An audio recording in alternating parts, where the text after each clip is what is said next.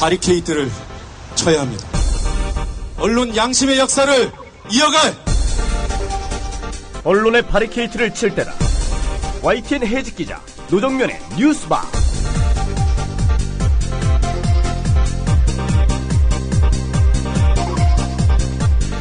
청취자 여러분 안녕하십니까. 10월 22일 뉴스바 문이 열렸습니다. 오늘 뉴스바가 마련한 뉴스 메뉴들부터 살펴보겠습니다. 올해 국정감사 최대 격정장이 될 것이라던 서울중앙지검에 대한 국정감사가 새누리당 의원들의 엉뚱하고 한심하기까지 한 질의들 때문에 치열함이 다소 떨어졌습니다. 반면 검찰 고위 인사들이 국정원 수사 외압에 관해 논쟁을 벌이는 보기 드문 장면이 연출됐습니다. 국회 법사위 소속 민주당 서영교 의원 연결하겠습니다. 이날 국감에서 가장 주목을 받았던 윤석열 검사의 주요 발언들은 뉴스의 재구성에서 모아봤습니다. 좌익 교수라는 국정원 직원으로부터 이른바 댓글 테러를 당한 주부가 국정원 직원들과 국가를 상대로 법정 싸움에 나섰습니다. 인터넷 방송 진행자 망치 부인으로 널리 알려진 이경선 씨를 스튜디오로 초대했습니다. 시사 에너그램 공갈에서는 박근혜 대통령의 새마을운동 발언을 에너그램 상자 공갈통에 넣어보겠습니다. 새마을운동이 국민을 킬해버리는 운동으로 규정됩니다. 잠시 후에 오겠습니다. 미디어 협동조합 국민TV는 공정한 소식을 전합니다. 권력이 왜곡한 거짓말이 아니라 언제나 살아있고 싱싱하고 진실된 정보만을 전합니다. 미디어 협동조합 국민TV는 창의적이고 영혼의 울림이 있는 콘텐츠를 제공합니다. 품격 있는 콘텐츠를 새롭게 발굴하고 여러분들에게 전달하겠습니다. 지상파 방송이나 종합편성 채널, 그리고 신문에서는 사라지고 있는 권력과 자본에 관한 진실들. 이제 국민TV가 그 진실들을 세상에 알릴 겁니다. 조합원으로 함께해 주십시오. 조합원으로 가입해 진실된 언론 국민TV를 더욱 키우고 성원합시다. 조합원으로 함께해 주십시오. 이 광고는 이름을 밝히지 않은 한 국민TV 조합원이 조합원을 배가시키겠다며 신청한 광고입니다.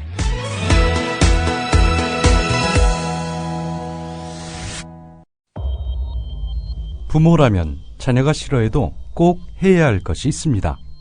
자녀 보호를 위한 엄격한 관심.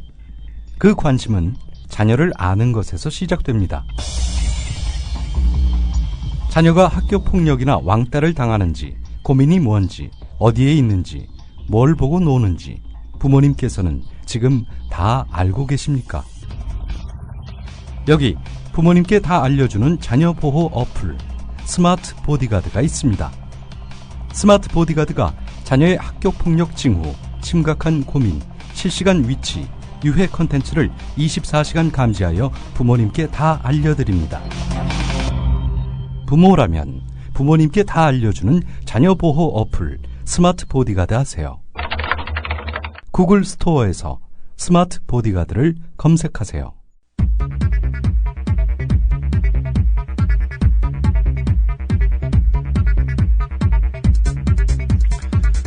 주요 뉴스들 몇 가지 간추려 보겠습니다. 국정원 사건 특별수사팀장을 맡았다가 최근 직무에서 배제된 윤석열 전 수사팀장이 국정원 사건에 대한 외압이 있었다고 폭로했습니다. 윤 전 팀장은 국정감사의 증인으로 출석해 황교안 법무장관이 기소 단계부터 시간 끌기를 했고, 최근 국정원 직원을 체포했을 때는 서울중앙지검장이 석방과 압수품 반환을 지시했다고 밝혔습니다. 윤석열 전 수사팀장의 말입니다. 외압이 있어서 수사와 기소를 더 이상 유지하지 못한다고 판단하셨다고 얘기했죠? 이거는 이 수사 초기부터 지금까지 계속 되어온 것이고, 일단 참여정 경로를 하셨습니다. 그리고 야당 도와줄 일 있냐? 야당이 이걸 가지고 정치적으로 얼마나 이용을 하겠냐? 공선법을 의율하는 문제와 관련해서 저희가 법무부에 보고서를 작성해서 내고 설명하고 하는 과정이 한 2주 이상 걸렸는데, 사실 그 기간 동안에 저희 수사팀이 다른 일을 하나도 못했습니다. 직원들을 빨리 석방시켜라, 그다음에 압수문을 전부 돌려줘라 하는 지시가 왔길래, 좋다, 그럼 내가 이 지시를 수용하겠다. 저로서는 좀 불만이 있었지만 지시를 수용하겠다. 그러나 이렇게 외압이 들어오는 것을 보니, 국정원 수사팀이 국정원의 트위터를 통한 조직적이고 광범위한 대선 개입 혐의를 공소장에 추가한 데 대해 검찰 수뇌부도 수용하기로 했습니다. 검찰의 공소장 변경 신청에 대해 법원은 오는 30일 허가 여부를 결정할 예정입니다. 국정원 심리전단 요원들의 트위터 계정과 새누리당 선거조직으로 의심을 받고 있는 이른바 시발단 조직이 서로 연계 활동을 벌인 사실을 검찰이 확인한 것으로 드러났습니다. 어제 국정감사에서 윤석열 전 수사팀장은 두 조직이 같은 글을 서로 리트윗했냐는 질의에 보고를 받았다고 시인했습니다. 국군사이버사령부의 대선 개입 의혹에 대해 개인 차원의 일로 치부해온 국방부가 오늘 중간 조사 결과를 발표할 예정입니다. 민주당은 드러난 것은 빙산의 일각일 뿐이라며 국방부 발표를 지켜본 뒤에 추가로 확보한 사실들을 공개하겠다고 밝혔습니다. 교육부가 국사교과서 8종 모두에 대해 수정사항을 통보했습니다. 교학사를 제외한 7종 교과서의 집필진들은 교육부가 교학사를 살리기 위해 물타기를 하는 것으로 보고 공동 대응에 나설 방침입니다. 한국 수력 원자력 임직원들의 금품 수수 비리가 또 적발됐다고 MBC가 보도했습니다. 이번에도 신고리 3, 4호기 입찰 참여 업체들이 휴가비 등의 명목으로 한수원 임직원들에게 돈을 건넸습니다. 신고리 3, 4호기가 완공된다는 전제로 밀양에서 송전탑 공사가 강행되고 있지만 이들 원전의 일부 부품이 불량인 것으로 드러난 바도 있습니다. 삼성의 노조 설립 와해 문건이 공개된 것과 관련해 고용노동부가 근로감독에 나설 것으로 보입니다. 삼성그룹은 문건 작성은 인정하면서도 노조 와해의 목적은 아니라는 입장입니다. 고용노동부는 지난 6월부터 2달 동안 삼성전자 서비스의 불법 파견 문제에 대해 근로감독을 벌였지만 윗선 개입 의혹 속에 문제가 없다는 결론을 내린 바 있습니다. 간추린 뉴스였습니다.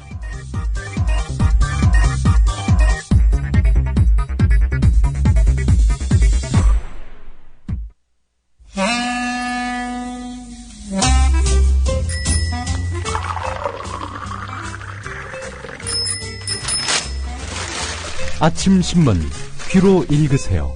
김영민의 조간 브리핑. 네, 오늘 아침 신문들 살펴보는 시간입니다. 김영민 PD와 함께합니다. 안녕하세요. 네, 안녕하십니까. 어떤 뉴스부터 보겠습니까? 자, 저희가 중요 뉴스를 앞에서 다 다루다 보면은 뒤에 가서 소개를 못 해드리는 기사들이 많습니다. 그래서 그럴까봐 오늘은 이 윤석열 전 수사팀장 관련한 소식은 이 소식부터 전해드리고 난 다음부터 전해드리겠습니다. 예, 그러시죠. 박근혜 정부가 장애인 연금 공약도 파기했다는 한겨레 일면 기사입니다. 기초연금 공약 파기에 이어서 지난 대선 당시에 모든 중증장애인에게 현재의 2배를 지급하겠다라고 약속한 박근혜 대통령의 장애인 연금 공약도 최종 파기된 것으로 확인됐다는 겁니다. 한겨레 취재 결과인데요.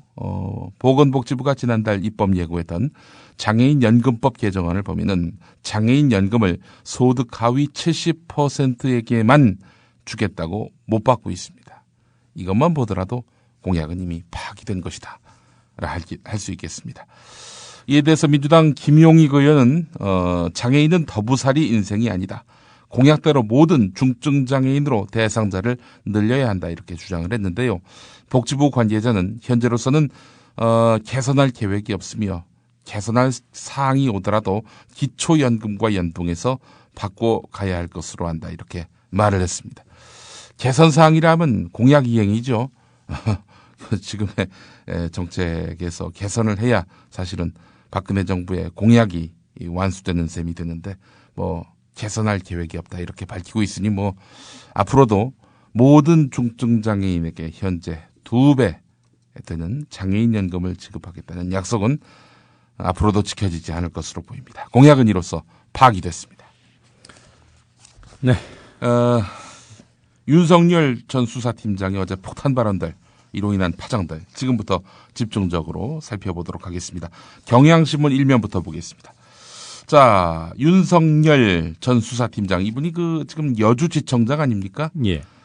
이분은 지난 17일 국정원 직원들에 대한 압수수색 체포에 앞서서 지난 15일 밤에 조영곤 서울중앙지검장의 집으로 수사 상황을 정리한 보고서를 들고 가 보고했다 이렇게 말했습니다. 서울중앙지검장이 검사장이면서 아울러 이제 수사를 총지휘하는 그런 입장 아니겠습니까? 그래서 이제 압수수색 체포를 하겠다. 뭐 이런 취지의 말도 하려고 이제 간 건데, 자 거기 가서 이제 얘기를 했다는 거예요. 그렇게 하겠다고. 그런데 이제 이 조영곤 서울중앙지검장은 아니 이거 사무실 와서 얘기해야지 왜 집에 와서 그런 얘기를 하느냐, 이렇게 얘기하는 거 아니겠습니까? 근데 뭐 이 부분에 대해서 윤석열 여주지청장은 아유 내가 지금 근무하는 곳이 여주인데 근무 시간에 여주에서 와가지고 서울로 와서 이렇게 보고하는 것은 쉽지 않다. 그래서 밤에 찾아간 것이다. 이렇게 이야기를 또 하고 있는데요. 자, 그런데 하여간 밤에 찾아갔더니 이 조영곤 지검장이 경로를 했다는 겁니다. 경로. 그러더니 야당 도와줄 일이 있느냐? 수사의 순수성을 의심받는다. 내가 사표를 쓴 다음에 수사하라. 이렇게 말을 했다는 겁니다. 예. 자, 그래서 이제 윤석열 전 팀장은 이 조영곤 서울중앙지검장의 말을 듣고는 이 지검장을 모시고는 더 이상 수사를 끌고 가기 어렵겠다. 이렇게 판단했다고 어제 국회에서 어제 서초동 서울고등검찰청에서 열린 국회 법사위 국정감사에서 이렇게 밝혔습니다. 자, 이 부분과 관련해서 일단 어마어마한 그런 파장이 지금 제기되고 있는데요. 자, 그러면서 윤석열 전 팀장은 조영곤 지검장이 수사팀 소속 박형철 부장을 통해 나에게 직무에서 손 떼라, 국정원 직원들 빨리 석방시키고 압수물도 돌려주라, 이렇게 지시를 했다고 또 폭로를 했습니다. 자, 이게 참 이 내용만 보더라도 최소한 조영곤 서울중앙지검장이 수사를 방해했다, 이렇게 판단할 수 있는 충분한 근거가 이제 나오게 된 것입니다. 아니 최소한 뭐 문제 제기를 한다 하더라도 예. 일단 그날 바로 뭐 체포한 사람들 보내라, 예. 압수품 돌려줘라 이렇게 예. 얘기하기 쉽지 않지 않습니까? 글쎄 말입니다. 자, 뭐 그래서 어제 이런 윤석열 전 팀장 폭탄 발언을 이어가는 와중에 당연히 인터넷에서 좌파 검사다, 뭐 전라도 검사다, 뭐 이런 말이 나올까봐 그 박지원 의원이 먼저 선수를 쳤네요. 보니까 이 윤석열 전 팀장은 김대중 정부에서는 경찰청 정보국장을 구속한 바 있고 노무현 정부에서는 안희정, 강금원 같은 당시 대통령 측근을 구속한 바도 있다, 이렇게 밝혔습니다. 또 살펴보니까 말이죠, BBK 특검 당시에 검찰에서 파견된 인물이 또 윤석열 전 팀장이더군요. 예. 자, 윤석열 전 팀장, 나는 보수주의자다, 이렇게 말하곤 했다고 합니다. 오늘 한겨레 사면에 관련 기사가 있는데요. 나는 보수다, 이렇게 이야기를 했던 윤석열 전 팀장, 수사의 원칙을 지키고 외압으로부터 이 수사팀을 보호하려 한 행동이 좌파 전라도로 이렇게 또 확인이 지키는 이 상황을 우리가 우려해야 된다는 것 자체가 뭐 코미디가 아닌가, 이런 생각을 해봅니다. 예. 자, 우리가 좀 주목해야 될 부분이 있습니다. 조영곤 서울중앙지검장이 그 수사를 방해한 최윗선이냐? 아닌 것 같습니다. 어제 윤석열 전 팀장은 거침없이 폭로했습니다. 바로 황교안 법무부 장관도 무관치 않다라는 이야기입니다. 자, 윤 전 팀장이 민주당 박범계 의원으로부터 질문을 받았습니다. 국정원 사건 초기부터 외압이 있었는가? 원세훈 전 국정원장 기소권부터 외압이 있었는가? 라고 물었을 때 그렇다라고 답한 것입니다. 심지어는 황교안 장관과 관련이 있느냐라는 질문에 무관하지 않다, 이렇게 아주 단언을 했습니다. 자, 윤석열 전 팀장은 구체적인 내막은 모르겠으나 공직선거법을 의율하는 것과 관련해 법무부에 보고서를 내고 설명하는 과정이 2주 이상 걸렸고 그 기간 수사팀은 아무 일도 못했다, 이렇게 말을 했습니다. 원세훈이 이 선거법을 위반했다라고 이렇게 못을 받고 기소를 하려고 했는데 법무부에서 그걸 갖고 2주 동안 질질 끌었다는 겁니다. 윤석열 전 팀장은 법무부는 정책부서고 수사는 검찰이 하는 것인데 왜 기소가 되는지 안 되는지에 대해서 이렇게 시비를 거느냐, 법무부에서 이렇게까지 해야 할 이유가 무엇인지 하는 생각이 들었다라는 말을 하면서 이것이 사실상 수사팀을 힘들게 했다. 수사는 사람들이 느끼기에 정당하거나 합당하지 않고 도가 지나쳤다고 느낀다면 외압이라고 느낀다. 본질이 어떤지는 모르지만 외압이라고 느낀다.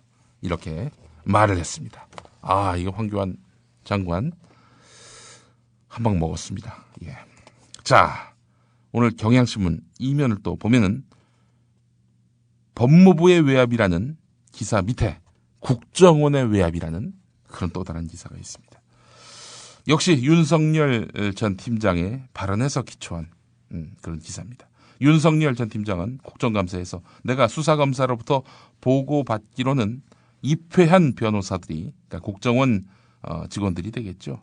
이제 입회한 변호사들이 옆에 앉아서 남재준 원장의 지시를 반복해서 주입시켰다. 이렇게 말을 했다는 겁니다. 자, 국정원 직원들이 이제 검찰에 체포가 됐단 말이죠. 조사를 받습니다. 자, 그러자 국정원 직원들의 변호인이 옵니다. 이 변호인들이 이 체포된 국정원 직원들에게 남재준 원장이 한 말도 하지 말래. 그러니까 여기서 진술하지 마. 이렇게 옆에서 계속 주입시켰다는 겁니다. 국정원이 검찰을 어떻게 보길래 이렇습니까? 아니 검사들은 이 사람들에게 진술을 받아내야 되는데 진술을 받아내는 검사들 보고 체포한 그 사람들한테 진술하지 말라고 이야기 좀 전해주세요. 이렇게 지금 남재준 원장이 그랬다는 거 아닙니까? 저희가 일베라면 할 말이 딱 하나 있는데 뭡니까? 얘기할 수 없습니다. 도대체 국정원이 검찰을 어떻게 보고 있습니까, 이게? 예. 이 윤석열 전 팀장은 수사 검사가 남재준 원장의 행위가 직권남용에 해당할 수 있기 때문에 받아들일 수 없다라고 국정원 측에 전달했다고 설명했습니다. 당연한 거 아닙니까? 진술 거부 지시를 진술을 받는 그런 검사가 체포한 피의자에게 말을 한다? 있을 수 없는 일이죠. 자, 그렇다면 남재준 원장이 진술 거부를 지시한 것은 직권남용이냐?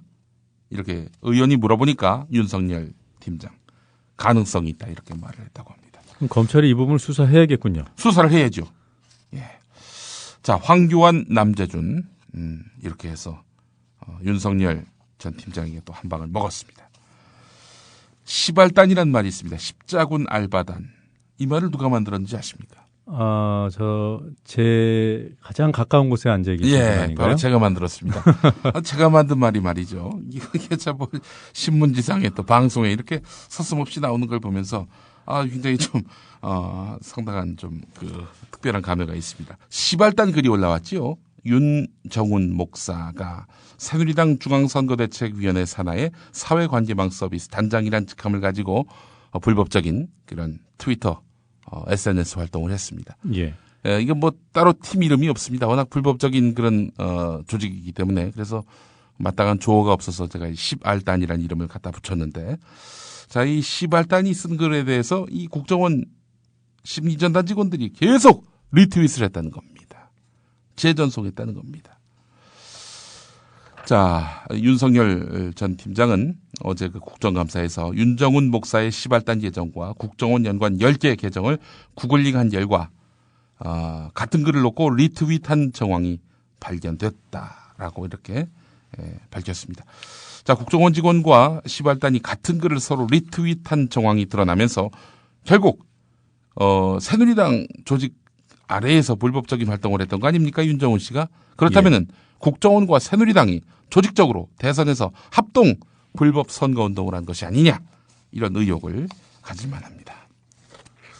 자, 그렇다면은 이 트위터에서 이런 광범위한 정말 어마어마한 규모의 이런 선거 부정이 있었는데 말이죠.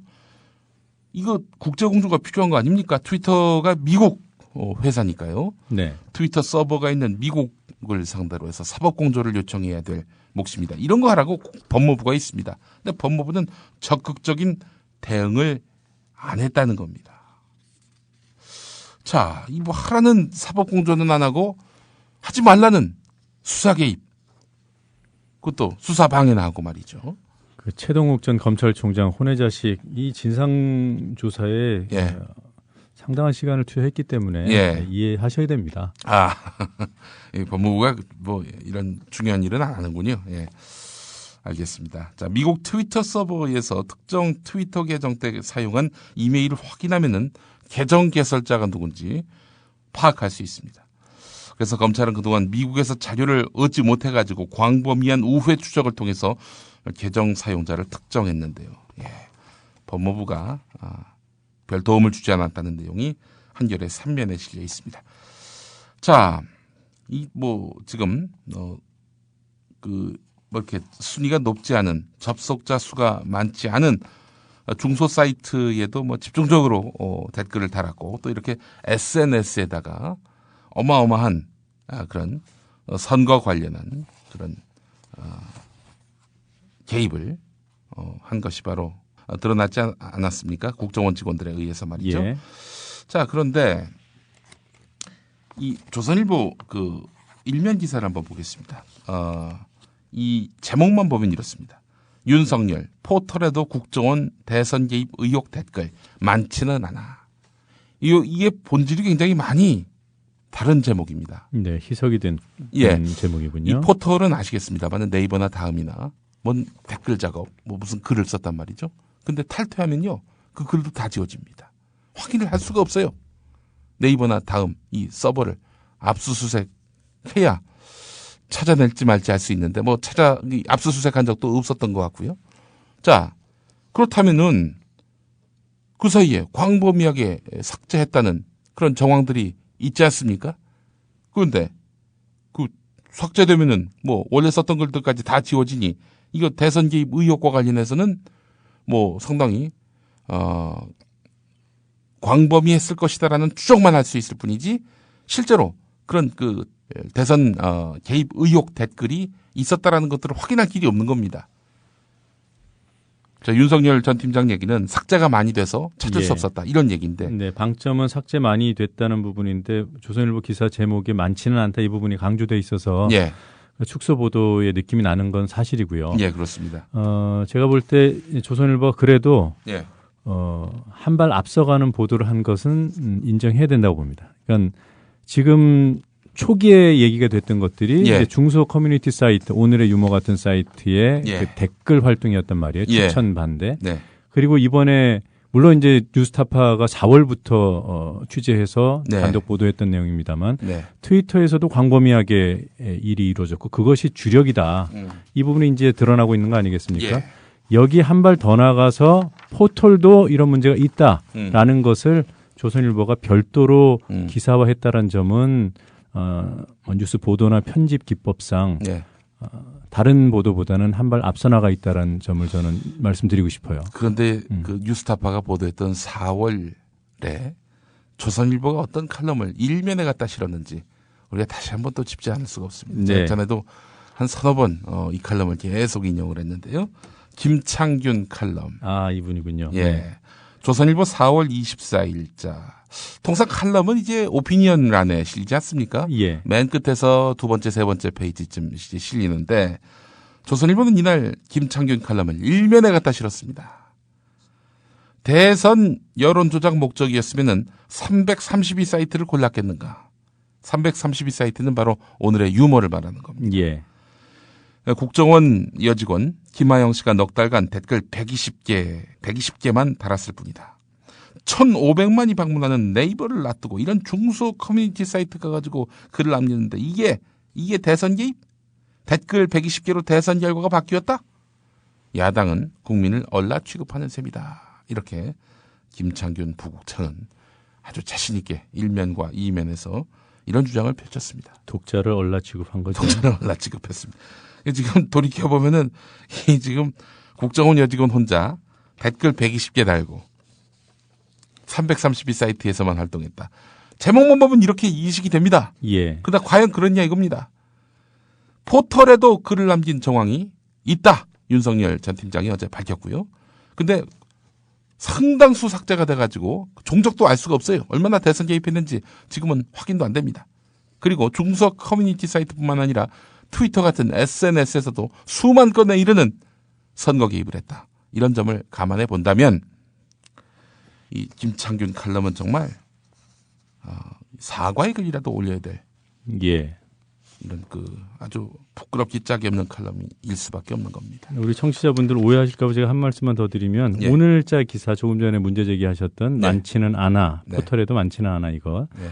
이 기사를 제가 옹호하려는 것은 아니고요. 예, 그럼요. 그러니까 편집 기법상 포털을 지금 건드려 주는 것이 다른 보도보다 한 발 앞서 나가는 것은 사실인데 예. 조선일보가 이런 보도를 왜 하냐? 예, 전에 말씀드렸던 신문인 척하는 거죠. 예, 예, 그럼에도 불구하고 음, 뒤에 많지는 않아라는 이 부분이 들어간 것은 네, 조선일보의 본질을 다시 한번 보여주는 부분이고요. 예. 이렇게 정리할 수 있겠습니다. 그렇습니다.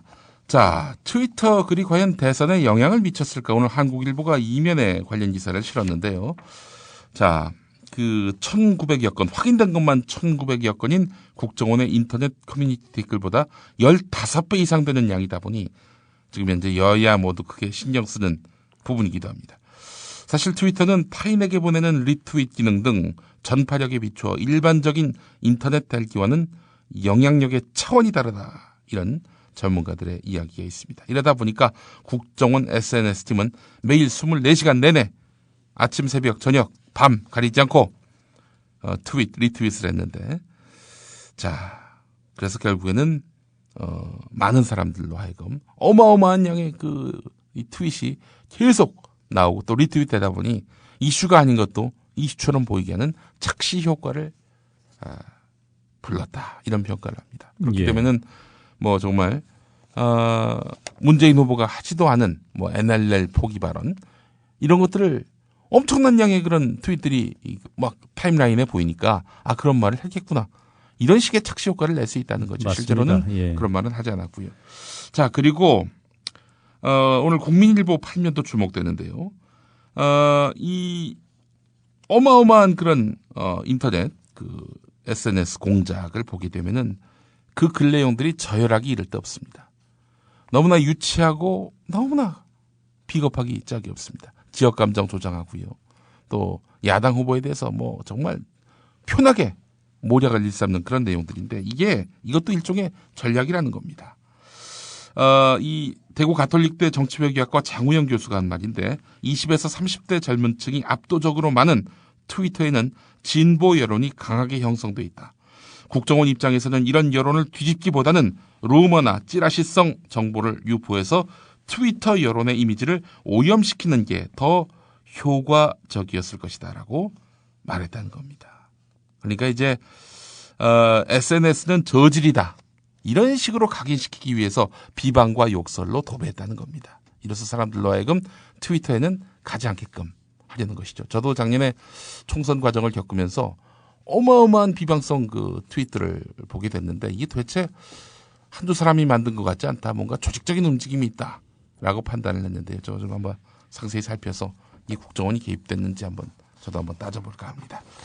오늘 조선동아일보의 이런 보도 내용들에 대해서도 제가 좀 소개를 해드릴 필요가 있습니다. 오늘 조선동아는 지금 궁지에 몰린 박근혜 정부를 위해 어떤 식으로 봉사하느냐. 검찰이 내분에 휩싸였다. 이런 식입니다. 항명 사태라고 조선일보는 규정했습니다. 한상대 총장 퇴진 때 시작된 검찰 내분 1년 만에 또 항명 사태로 이어졌다. 한상대 총장을 몰아낸 특수부 출신들 최동욱 총장이 되니까 힘이 실렸다. 그러니까 최동욱 총장도 특수부 출신 아닙니까? 공안 사건인 댓글 수사도 특수부가 맡게 됐는데 이 과정에서 공안 검사들과 심각한 갈등을 빚게 됐다. 최동욱 총장이 물러나니까 위기감에 절차를 무시하고 독단적인 행동을 했다. 이런 한 검찰 관계자의 말을 또 인용하기도 했습니다. 조선일보의 의도는 이 상황을 항명 사태로 몰아가려는 그런 의도가 역력해 보입니다. 동아일보는 오늘 사설에서 민주당 등 야권은 호재를 잡은 듯 공세를 강화하고 있다. 자, 그다음 부분이 이 부분이 중요합니다. 도와달라고 한 적도 없는데 도움받은 꼴이 되고 있다는 청와대도 곤혹스러울 것이다. 도와달라고 한 적 없다는 것을 확인한 모양이죠. 확인을 못하니까 이런 식으로 표현합니다. 도와달라고 한 적도 없는데 도움받은 꼴이 되고 있다는 청와대도 곤혹스러울 것이다. 이렇게 저는 이야기하고 있습니다. 이 동아일보 사설 바로 그 윗 문장에 주목해서 보고 있는데요. 지금 예. 트위터 글은 팔로우하는 사람에게만 전달된다. 문제가 된 인터넷 댓글이나 트위터 글이 선거 결과를 바꾸어 놓을 정도로 영향력이 컸다 볼 수 없다. 예. 그러니까 트위터에서 공작을 해봐야 그것이 무슨 큰 영향력이 있겠느냐. 뭐 이런 뭐 새누리당의 주장과 일맥상통하는 거 아니겠습니까? 예, 그렇습니다. 동아일보가 지난 6.2 지방선거 이래로 선거 끝나고 여권의 패배 원인을 일관되게 트위터에서 찾았습니다. 예. 그리고 이 2011년 11.6 서울시장 선거 그 직후에 또 마찬가지로 그런 기사를 실었어요. 트위터가 비록 계정 수가 뭐 수백만에 불과하지만 그리고 거기에 뭐 유권자들이 얼마나 되겠습니까? 그럼에도 불구하고 트위터가 갖고 있는 특성들 사실 한 100명 정도만 팔로우를 해도요. 그 사람 타임라인에는 웬만한 글들이 다 올라옵니다. 얽히고 설켜 있는 다층 네트워크 구조인 트위터에 대해서 모르고 썼다면 논설위원 자격이 없는 것이고요. 알고도 썼겠죠, 이런 글을. 예. 알고도 썼기 때문에 논설위원이 된 것이 아닌가. 아, 그렇군요. 네, 오늘 여기까지 해야 될 것 같습니다. 뭐 앞서서. 이 기사를 소개해드리고 싶은데 또 불거진 청계재단 문제. 이거 사실 꼭 그냥 짚어야 할 텐데 말이죠. 제목만 좀 간단하게 소개를 해드릴까요? 예. 뭐 잘 아시겠습니다만은 청계재단이 어떻게 생겼는지 여러분 잘 아실 겁니다. 이명박 대통령이 하여간 BBK 의혹과 관련해서 어마어마한 그런 질타와 의심을 받을 때 그때 전 재산을 사회에 내놓겠다라고 해놓고 1년인가 2년 지나서 뭐 그냥 떠밀리다시피 해가지고 택한 것이 바로 장학재단 만들겠다 이거 아닙니까? 자, 근데 장학재단을 만들었는데 이게 어떻게 된 게 장학사업을 잘 안 해요. 네. 그래서 오늘 한국일보가 6면에서 청계재단은 MB의 개인금고 아니냐. 개인금고라면은 이거 사회 헌납이 아니죠. 예. 네, 이 기사는 좀 찾아서 한번 꼼꼼히 보시기 바라고요. 네, 수고하셨습니다.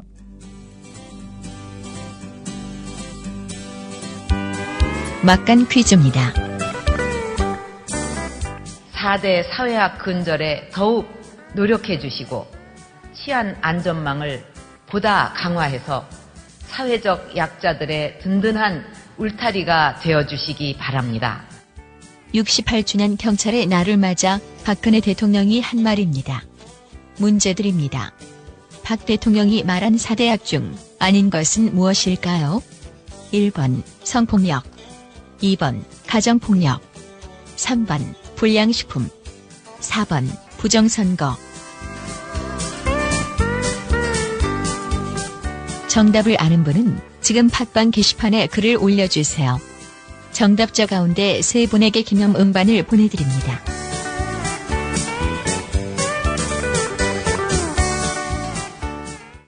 돌발 영상을 보실 때마다 그 뒤에 숨은 제작자가 궁금하지는 않으셨습니까? 돌발 영상 노종면 PD. 자, 국보 1호 숭례문의 붕괴 가능성이 시간이 갈수록 더 커지고 있습니다. 네, 현장 상황을 좀 정리를 해주셔야겠어요. 네, 그렇습니다. 안녕하십니까. 뉴스타파 앵커 노종면입니다. 3년 5개월 만에 스튜디오 아닌 스튜디오에 앉아 카메라를 바라봅니다. 지금 여러분께서는 YTN 해직 기자 노종면이 진행하는 노종면의 뉴스바를 듣고 계십니다. 노종면의 뉴스바는 매일 아침 7시부터 9시까지 국민TV 라디오로 방송됩니다. Images showing 那鉴于当前叙利亚局势， 국제뉴스 한반도 정세를 한눈에 황준호의 월드 리뷰.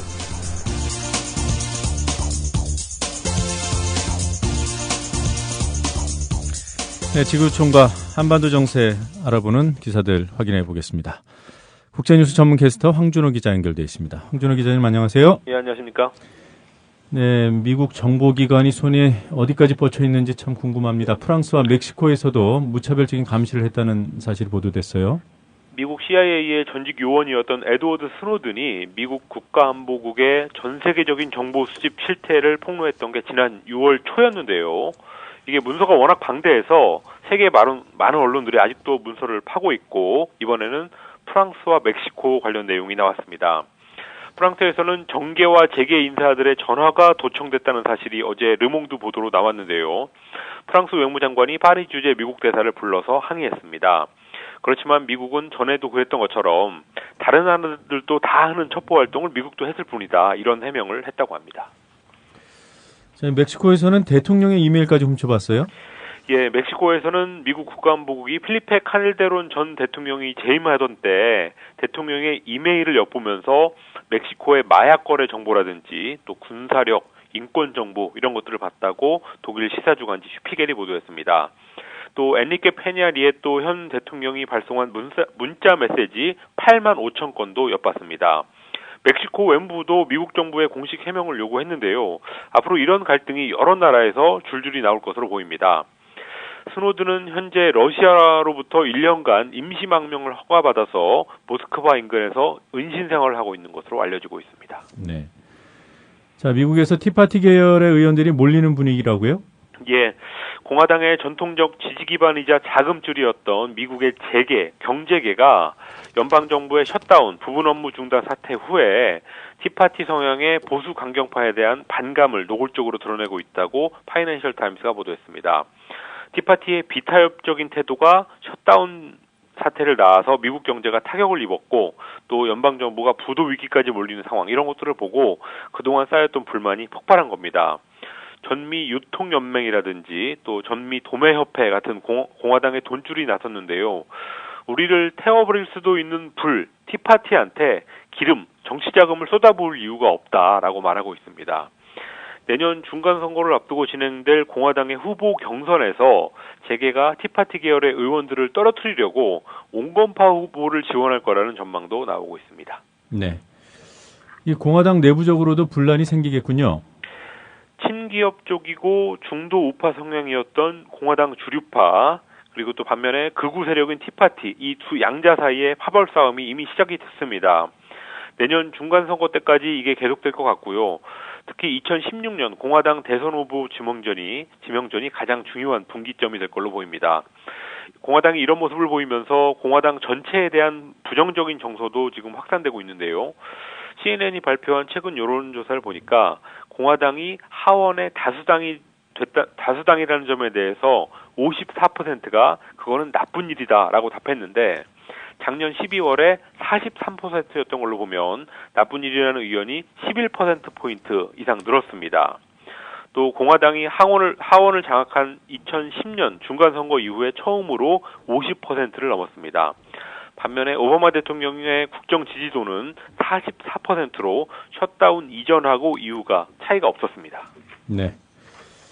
자, 중국이 무기 수출 시장에서도 강자로 떠오르고 있어요. 세계 무기 시장에서 중국이 미국과 유럽 같은 전통의 강호를 위협하고 있다고 뉴욕타임스가 보도했습니다.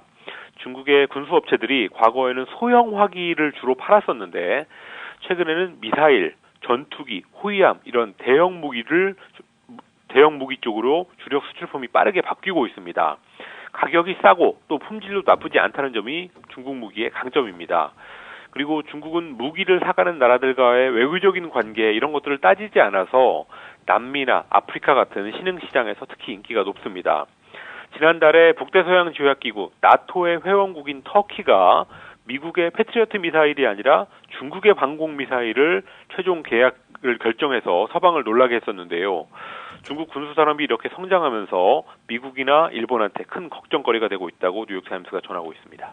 나토는 미국이 주도하는 군사동맹 아닙니까? 그렇습니다. 네, 이 나토 회원국 터키가 미국을 제치고 중국 무기를 샀다. 놀랍습니다.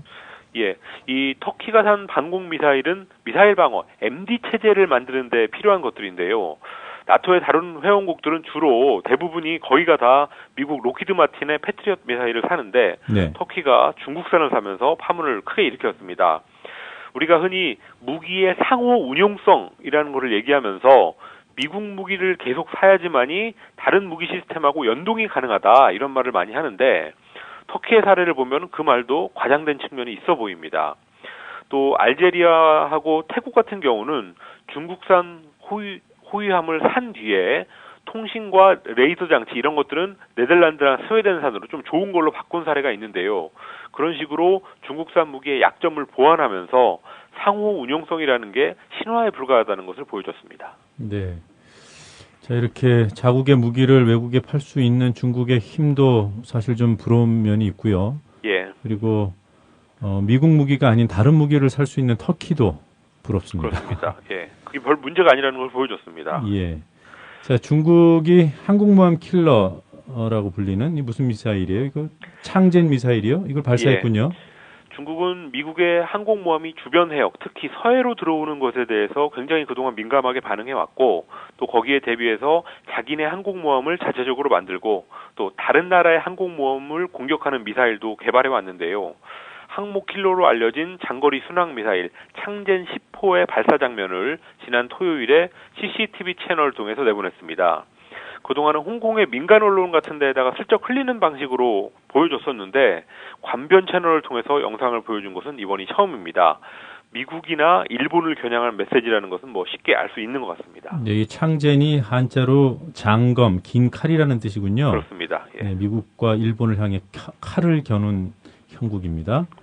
자, 미국은 또 레이더에 안 잡히는 구축함을 띄웠다는 소식이 있어요. 미국의 최첨단 스텔스 구축함이 최근에 건조를 마치고 내년에 아시아 태평양 해역에 배치될 거라고 외신들이 전했습니다. 주무 R2호라는 이름의 구축함이 이달 중으로 띄워질 진수될 예정인데요. 미국 해군이 보유한 구축함 중에서 가장 크고 이것 역시 항공모함 킬러라고 불리고 있습니다.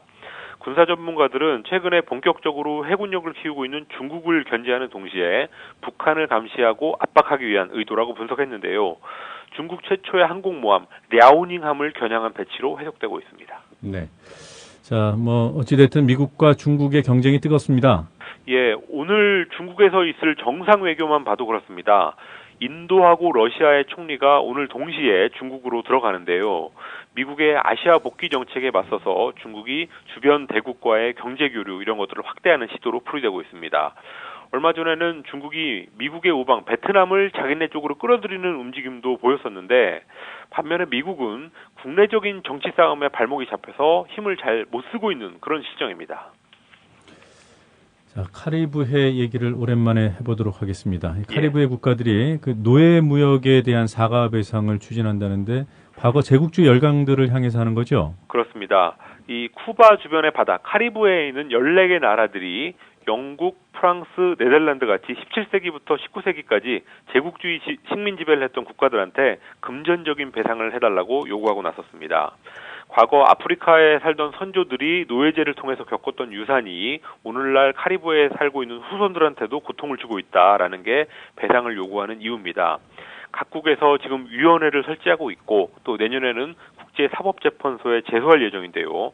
카리브해 국가들은 공판에 대비해서 교육, 경제 문제에서부터 식사와 건강 문제까지 노예제 때문에 겪었던 손해가 어떤지 이런 것들을 평가하기 시작했습니다. 네, 이 카리브해는 사실 과거 제국주의 열강들의 휴양지 개념 아니었습니까? 그렇습니다. 이제 과거사 정리에 나선 거군요.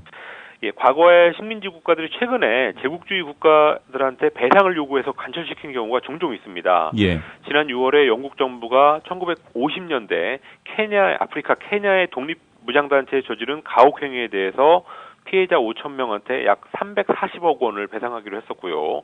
또 네덜란드 정부도 인도네시아에서 저지른 학살에 대해서 유족들한테 배상금을 주기로 했는데 이런 세계적인 흐름에 카리브해 국가들이 고무되면서 소송을 제기하기로 했습니다.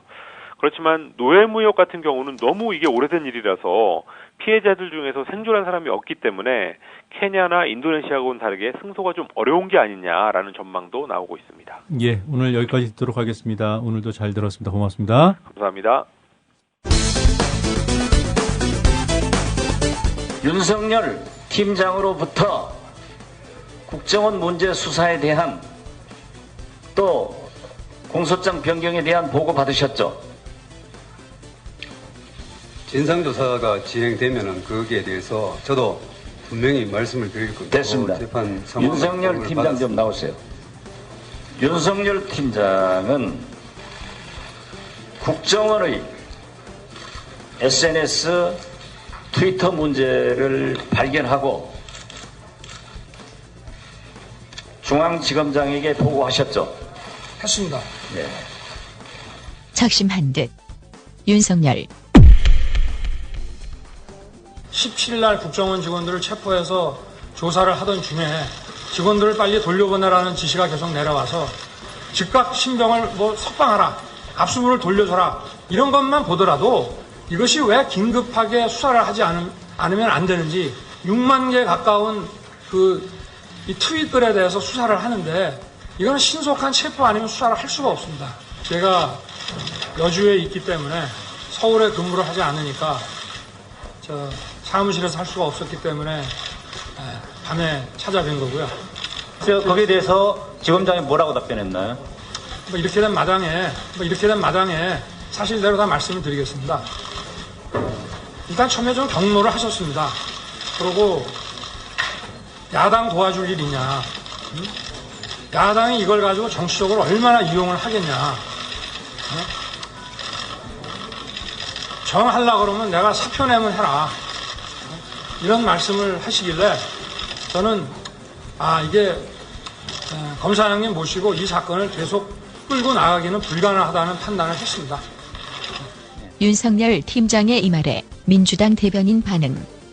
얼마나 강력한 외압이 있었기에 서울중앙지검 검사장이 검사로서 최소한의 양심과 자존심마저 내버리고 후배의 수사까지 가로막았을까 싶습니다.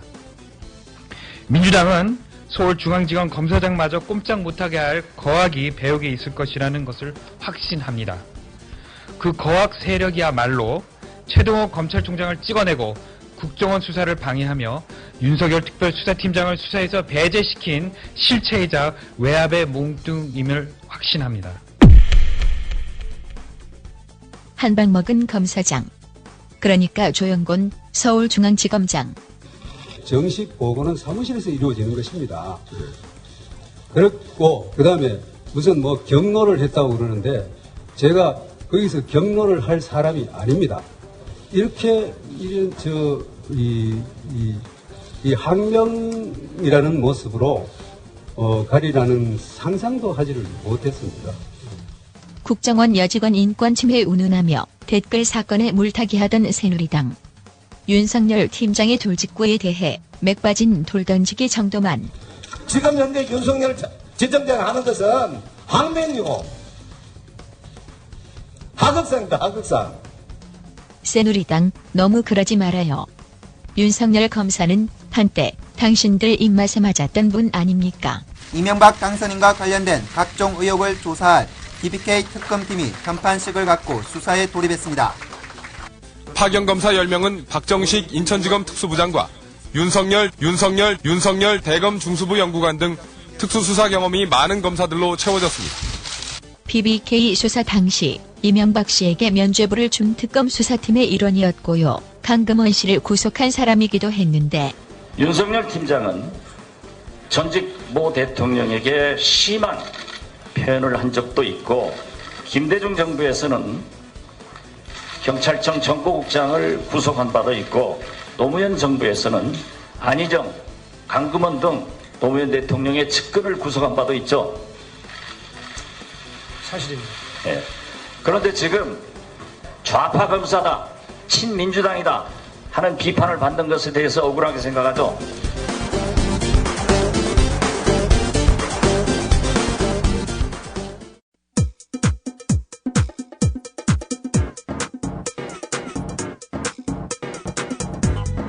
노정면의 뉴스바. 이제는 이슈 탐험입니다. 현직 검사장인 지검장과 차장급인 지청장이 국정감사장에서 충돌했습니다. 핵심은 국정원 사건 수사에 대한 정권 차원의 외압 여부였습니다. 이 보기 드문 장면은 국정원 사건이 얼마나 심각한 문제이고 또 얼마나 민감한 단계에 이르러 있는가를 잘 보여줍니다. 반면 국감장에서 나온 새누리당 의원들의 질의들은 긴장감이 팽팽히 흐르던 국감장에 웃음을 선사하기도 했습니다. 그 웃음은 비웃음이었습니다. 국회 법사위 소속인 민주당 서영교 의원 전화 연결되어 있습니다. 서영교 의원님 안녕하세요. 예, 안녕하세요. 서영교입니다. 네, 국정감사 네. 준비 바쁘실 텐데 인터뷰 응해 주셔서 고맙습니다. 국정감사를 아무리 하면 뭐하나요? 국민에게 알리는 게 제일 우선이죠. 예, 고맙습니다. 네. 자, 어제 서울중앙지검 국정감사 언제 끝났습니까? 밤 한 10시 40분 정도에 끝난 것 같습니다. 예, 알겠습니다. 예, 12시까지 하기로 했었는데요. 네. 나올 것이 많이 나왔고, 네. 그리고 그 윤석열 검사의 단호한 모습에 네. 조금 오히려 새누리당 의원들이 조금 그 비리의 방향을 좀 이상하게 틀어서 인신공격형으로 갈 가능성들이 많이 생겨서 네. 저희 같은 경우에 정리하는 게 좋겠다 판단했습니다. 네, 그러니까 네. 그 전 수사팀장이 명쾌하게 많은 말씀을 했기 때문에 민주당 입장에서는 들을 거 다 들은 것 같고 또 새누리당 입장은 이거 뭐 계속 끌어봐야 별로 도움될 게 없다 뭐 이렇게 판단하지 네. 않았을까요? 그렇습니다. 예. 저희 뭐 더 많이 정책질을 해야 될 것도 많이 남아 있었고요. 예. 해야 할 것이 많았는데 나중에 새누리당 의원들이 좀 인신공격형으로 네. 이렇게 문제를 풀어내면 전체 국감의 마지막 정리가 잘 안 되기 때문에 예. 새누리당 의원들이 많이 사실은 당황했거든요. 네. 당황하고 불편해하고 힘들어하고. 네, 그 부분은 뭐 예, 네. 나중에 또 네네. 여쭤보도록 하고요. 네. 먼저 그 윤석열 전 수사팀장과 조용권 서울중앙지검장 간에 이 충돌됐던 내용들 좀 정리를 해보도록 하죠. 네. 그 윤석열 전 수사팀장이 지검장에게 사전 보고를 했다고 했죠. 네네. 네, 그때 조용권 지검장은 뭐라고 하던가요? 사전 보고가 두 가지로 나눠서 이야기하자면요. 네. 그 국정원 직원들, 이 대선 불법 개입에서 댓글을 쓴 사람들 직원들 체포 그리고 조사와 네. 관련해서도 사전 보고를 다 했고요. 네. 그다음에 이 그 공소장 변경 네. 요청도 사전 보고를 다 했고요. 사전 보고를 다 했을 때 지검장이 확실하게 흔쾌히 승낙을 안 한 형태가 되는 거죠. 예. 그래서 민기적거리고 그리고 이거는 이제 황교안 장관이 지난번 원세훈 김용판을 기소할 당시에도 한 2주 동안을 이 뭐 협의한다는 둥 뭐 한다는 둥 하면서 끌어서 네. 공소시효도 있고 한데 이 수사팀들을 안절부절하게 했던 게 있거든요. 예. 이번에도 또 똑같은 형태가 되는 거죠. 듣고 만다든지 듣고 빨리 답을 안 한다든지 예. 이런 식으로 되면서 적당히 시간 끌기를 했던 거죠. 네. 그래서 이 부분에 대해서 그리고 그 야당 도와줄 일 있냐 라고 했다는 거예요. 근데 네. 이제 그렇게 질문을 하니까 조영건 지검장은 자기 그런 얘기를 한 적은 없다. 네. 가족이 들었다 그러니까 이제 박영선 위원장이 여기 가족까지 끌어들 일은 아니다. 네. 이제 말을 바꾼 거죠. 네, 알겠습니다. 자, 이 뭐 영장 같은 경우에 압수수색 영장하고 체포 영장 같은 경우에 그 네. 구두 보고를 사전에 했더라도 네. 뭐 결재를 받아야 되는 것은 사실이죠. 아니요, 그렇지 않습니다. 그 부분은 법적으로 다툼이 어떻게 됩니까? 그 부분에 대해서 그 야당 의원들이 이 전결, 위임 관련한 자료를 달라. 압수 체포는 누구까지가 결재권자인지. 예. 압수 체포의 결재권자는 윤석열 팀장이었어요. 저희가 이제 그 표를 지검으로부터 받았죠. 예. 너무나 황당한 것은 거기에 압수 체포 그 결재권자가 차장급으로 되어 있습니다. 중요 사안도. 네. 그렇지 않은 건 부장급으로 되어 있고요. 네. 그러면 윤석열 팀장은 차장급이고요. 네. 또 팀장이기 때문에 윤석열 팀장에게 결재권이 윤석열 팀장에게 있습니다. 네. 그런데 그것을 지검장이 자기에게 있는 것처럼 네. 자기에게 보고하지 않은 것처럼 결재를 안 받은 것처럼 이렇게 얘기가 된 거죠. 그 검찰이 제출했다는 전결과 관련된 네. 그 기준에 차장이라고 되어 있습니까? 아니면 차장급이라고 되어 있습니까? 차장이 차장급입니다. 써 있기는 차장으로 되어 있는 거죠? 네네. 차장 그리고 부장 이렇게 돼 있어요. 예, 그런데 중요 사안 차장, 네. 일반적인 사안 부장 이렇게 되어 있습니다. 네, 그걸 민주당이나 윤석열 팀장 같은 경우에는 차장급으로 봐야 한다 이렇게 주장하시는 거고요. 아니 윤석열 팀장은 네. 자기 그 수사하는 직원들의 팀에 부장들이 있어요. 그 위에 예. 팀장이기 때문에 네. 차장 팀으로 되어 있는 거죠. 이 차장이 있고 네. 그런데 이것은 특별히 수사라고 특별히 뽑아냈기 때문에 차장급이 그 자리에 가서 그 팀을 진행하는 거기 때문에 그것은 당연히 이 사람은 차장이라고 봐야 되는 거죠. 예. 그렇게 해석하고 말고가 아니고요. 네. 그다음에 이제 저희가 이진한 차장에게 보고 라인이냐 네. 또 물었을 때 자기는 보고 라인이라고 얘기를 하지만 네. 그것은 이 진행하는 과정 속에서 이 홍보를 맡아주거나 이러는 라인이지 수사를 전적으로 같이 하는 라인이 아닙니다. 그런데 마치 자신에게 보고하지 않은 것을 그리고 지검장에게 보고하지 않은 것처럼 브리핑을 그렇게 한 거죠. 네. 보고도 하지 않고 결재도 받지 않고 제가 그 부분에 대해서는 이진한 제2차장에게 질의를 했습니다. 심각하고 문란케 했다라고 하는 표현을 쓰는 게 맞느냐 예. 답변을 못했고요. 네. 그리고 보고하지 않았느냐 윤석열 팀장이 예. 라고 했을 때 답변하지 못했습니다. 네. 당연히 윤석열 팀장은 보고했죠. 네, 알겠습니다. 그 부분은 네. 그 정도로 듣도록 하고요. 네, 네. 규정을 위반했냐 안 했냐 이런 거와 무관하게 윤석열 네. 검사 입장에서는 이 후폭풍을 좀 감수를 할 의지가 있었던 것 같아요. 이렇게 윤석열 팀장은 당연히 이제 폭풍이 있을 거라고 생각하고 감수할 의지를 가졌고요. 네. 그런데 이제 윤석열 팀장이라는 분이 평상시에 성격이 어떤지 저도 이제 사실 어제 처음 봤는데요. 쭉 기자들에게 알아봤어요. 예. 좀 티냐, 돈키호테 같은 인물이냐. 네. 왜냐하면 제2차장이 브리핑을 그런 식으로 했기 때문에요. 예. 심각하게 질서를 물랑케 했다. 말이 안 되는 건데 저는 혹시 그런 분이냐라고 물었더니 기자들의 의견은 정반대입니다. 오히려 브리핑을 한 이진한 팀장에 대해서는 기자들의 신뢰가 훨씬 적었고요. 윤석열 팀장은 그냥 표현하자면 한량이라는 거예요. 기자들하고 사이가 아주 좋고 예. 기자들에게 얘기도 잘해주고 설명도 잘하고 피사실 공표가 아니라 언제나 브리핑을 하면서도 그렇고 그리고 지검장하고도 가깝고 네. 윗사람이 안 된다고 하면 그것을 설득하는 사람이라는 거예요. 예. 몇 번에 걸쳐서 설득을 했어야라도 하는 사람이라는 거죠. 이번 과정도 몇 번에 걸친 예를 들면 공소장 변경도 4번이나 만나서 이야기했다는 거 아닙니까? 예, 그 과정을 좀 구체적으로 설명해 주시죠. 네. 공소장 변경도 마찬가지고요. 공소장 변경 신청을 할 때는 윤석열 팀장을 여주지청장으로 보내버린 상황이에요. 예. 직무에서 배제해버린 상태고요.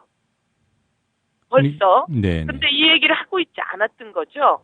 자기만 여주지청장으로 가고 자기만 직무에서 배제되면 감수하려고 했던 거예요. 예. 그런데 이것을 브리핑을 통해 가지고 마치 이 수사팀이 항명이라도 한 듯 어제도 그렇게 얘기하잖아요. 항명하고 동키호테적 발상을 하고 야당에 도움을 주려고 한 듯 이런 식으로 브리핑을 하니까 지휘 라인을 심각하게 물랑했다라는 식으로 보고도 안 하고 이러니까 이제 윤석열 팀장이 나까지 건드리는 건 괜찮다. 네. 그러나 후배 검사들이 다 하고 이 수사를 제대로 하게끔 하지 못하려고 하는 의도라고 생각한다면 나는 모든 것을 감수하고 이야기할 수밖에 없다라고 하는 거죠. 그래서 자신 건 벌써 감수했고요. 벌써 배제됐고요. 직무 라인의 배제라고 하는 조치는 지검 사상 한 번도 그런 조치가 없었어요. 저희가 어제 국감 현장에서 직무 배제라고 하는 조치가 그동안 있었는지 자료를 제출해 주시오라고 요구를 했고요. 그 자료가 왔습니다. 예. 자기네가 여지껏 다 찾아봤는데 직무 배제라고 하는 조치는 없다는 거죠. 네. 그러니까 다른 조치를 취할 만한 이유는 못 되고 직무 배제를 해놓은 상태인데 그런 조치는 여지껏 처음이라는 거예요. 예. 이건 완전히 외압이고요. 네. 이 외압을 감수하고 여주지청장으로 간 겁니다. 네. 또 직무 배제를 벌써 감수한 거고요. 그 뒤에 공소장 변경 신청이 이루어진 거죠? 그렇죠. 공소장 변경 신청은 여주지청장으로 있으니까 자신이 사무실이 다르잖아요. 예. 그러니까 사무실에서 보고할 수가 없는 거예요. 그래서 누구를 통해서 보고하냐면요. 박형식 바로 부팀장이죠. 부장검사를 박형철이요? 네. 예, 박형철 부장검사를 통해서 보고를 하게 했다는 거죠. 네. 박형철 부장검사가 보고를 계속했고, 그리고 박형철 부장검사의 표현이 얘기됐다라고 온 거죠. 네. 그리고 그 전에 이제 박형철 부장검사하고 같이 윤석열 팀장이 집으로 찾아간 겁니다. 네. 왜냐하면 업무 시간 외의 시간을 갈 수밖에 없으니까. 네. 여주지청장으로 되어 있으니까. 예. 그래서 업무 시간 외에 간 겁니다. 외에 갔고 저녁 때 가서 그거는 아주 정성스러운 보고가 되는 거죠. 집에까지 찾아가서 보고를 하는 거니까. 예. 그렇게 보고를 했고요. 4번이나 보고하는 과정 속에서 처음엔 자꾸 안 들으려고 했겠죠. 근데 지검장이요? 네, 조영건 지검장도 제가 보기에는 이것이 국정원 직원들의 댓글이 맞다고 판단해요. 네. 제가 그 질문을 했고요. 국정원 직원들의 댓글이 맞고 국정원이 조직적으로 개입한 것이 맞고 이것은 위에서 지시하고 지휘한 것이니까 밑에 있는 사람들은 많이 체포하거나 구속하지 말자라는 생각을 갖고 있는 거죠. 예. 기소도 하지 말자고. 어제 그런 합의를 봤다고 얘기를 하는 거예요. 그런 위에서 내려온 지시사항이니 밑에 있는 직원들은 그걸 따른 것이니 기소하지 말자 합의를 봤다고 얘기를 한 거죠. 예. 은연중에 나온 말이에요. 그래서 이제 박영선 위원장도 그렇고 저희가 질의를 했죠. 아니 그런 합의는 딜 아니냐. 예. 그게 말이 되는 합의이냐. 개입한 정황이 크다면 모두 다 공무원의 대선 불법 개입이니까 처벌 받아야 된다라고 하는 제기를 했고요. 그런 차원에서 조영건 지검장은 공소장 변경이든 뭐든 시간을 끌고 싶었고 제가 보기에는 위하고 예. 뭐 법무부든 이렇게 상의를 하려고 하는 시간을 많이 벌으려고 했던 것 같아요. 예, 근데 이것은 시간이 없는 거였거든요. 네. 그러다 보니까 4번이나 보고했고 4번 과정 속에서 체포했던 사람들을 일정 풀어주는 조건으로 승인한 것처럼 이렇게 얘기는 나왔습니다. 예. 그리고 말을 하지 않겠다고 작정을 하고 온 거예요. 조영건 지검장이 국감 현장에. 그런데 그래서 진상조사 중이니 말씀 못 드리겠습니다. 라고 계속 얘기를 한 거죠. 네, 그리고 그런 와중에 윤석열 팀장이 질의를 통해서 답변을 할 수밖에 없고, 그러니 이제 후배 검사 그리고 특별수사팀을 감싸고 보여야 될 지검장이 내가 책임을 지고 가는 것보다는 다시 난 그렇지 않아요라고 말을 바꿔가면서까지 예, 서 의원님, 예, 자기 반명을 한 겁니다. 예, 네. 예. 지금 시간이 좀 제한적이어서요. 네. 그러니까 네. 그 공소장 변경 신청 같은 경우에는 4번이나 보고를 했고 그 과정에서 재가를 받았다는 것이고요. 네. 예, 그리고 그 과정에서 재가를 받았다고 하는데 조영건 지검장은 승인 안 했다고 얘기를 하는 거죠. 그렇게 증언했습니까? 네, 네. 그리고 이 공소장 변경 신청은 부장검사 정결 사항이죠? 그럼요. 예, 그리고 네. 박형철 검사가 사인해서 넘겼던 것이고요. 네, 네. 예. 자, 그리고 이 외압과 관련해서 윤석열 전 팀장이 비교적 구체적인 얘기를 하지 않았습니까? 네. 예, 특히 황교안 법무장관과 관련된 언급이 있었던 것 같은데 어떤 내용이었는지 좀 설명해 주시겠어요? 윤석열 팀장은 황교안 장관과 관련한 언급은 하지 않았습니다. 예. 기존에 원세훈 김영판 전 청장을 기소하는 과정 속에서 한 2주간 예. 결정을 미루고 계속 이 부분에 기소하지 못하게 하는 그런 외압들과 분위기가 오는 것들에 대해서는 이야기를 했는데요. 예. 우선 황교안 법무부 장관의 이야기는 사실 이것이 그 위로 자기가 이야기하기가 그렇다라고 하면서 이 이야기는 뺐는데요. 예. 되도록이면 말을 그 부분에서 아꼈습니다. 네. 그러나 황교안 법무부 장관이 지휘라고 하는 이야기를 하면서 네. 그리고 그 협의라고 하는 이야기를 하면서 계속 관여했던 것은 저희가 다 알고 있는 사실인 거죠. 예, 그리고 법무장관이 그 5월 말부터 6월 초 사이에 그렇죠. 있었던 그 시간 끌기 과정에서 황교안 법무부 장관이 관여된 것이라고 보냐고 질의를 했을 때, 네. 뭐 긍정적인 취지로 답변하지 않았습니까? 그런 취지로 답변을 했죠. 예. 그러나 이제 똑 떨어지게 이야기를 하지는 않았던 이유로는 네. 제가 보기에는 이제 그 검찰총장 그리고 지검장이 이제 윗선하고 이야기를 하겠죠. 네. 그런 부분에서 이제 정확하게 이 국감 현장이니까 자기는 우선 요 최근에 나온 상황 이걸 집중적으로 했고 그리고 조영곤 지검장이 그 체포 환자를 돌려보내라든지 예. 그다음에 공소장 변경을 자꾸 시간을 끈다든지 이런 것은 그림을 유추해 본 건데 황교안 법무부 장관이나 아니면 청와대 눈치를 보고 그리고 청와대 쪽에 그 지시라든지 이런 게 있지 않겠는가라고 하는 과정이고요. 예. 어제 사실 뭐 내용 속에서는 윤석열 팀장은 그 부분에 대해서는 좀 말을 좀 아끼는 상황이었던 것 같습니다. 예. 저기 윤석열 전 팀장이 공판에는 계속 참여를 하게 되나요? 제가 보기에는 그 공판에 어제 같은 경우에도 공판이 있었다고 했는데 그 공판에 참여하고 뭐 저기 국감장에는 안 왔으면 좋겠다 이런 얘기도 있었다고 저희는 많이 들었었는데 예. 그 오지 말란 이야기를 윤석열 팀장은 듣지 않았다라고 네. 표현을 하더라고요. 그래서 예. 공판에 배제할 가능성이 높다라는 네. 생각이 드는데 이 수사했던 팀장으로서 공판은 계속해야 되지 않는가. 네. 그래서 저희가 복귀를 시켜야 된다 이러는 상황입니다. 그래서 저희가 공판에 참여한다 안 한다는 제가 지금 말씀드릴 수는 없을 것 같습니다. 네, 수사는 이미 배제된 것이고 공판도 네. 배제될지 여부는 아직 미지수다 그렇죠. 이런 말씀이시군요. 네네. 자, 어제 새누리당 의원들 발언에 대해서 여쭤보지 않을 수가 없습니다. 네네. 전반적으로 어떠셨어요? 새누리당 의원들의 질의가 뭐 후반부에 인신공격성으로 흘러갔다라는 말씀을 해주셨는데 그 전에 이 사안과 관련해서는 어떤 취지의 질의들을 하던가요? 새누리당 의원들이 이번 국감에서 좀 흐름은요. 예.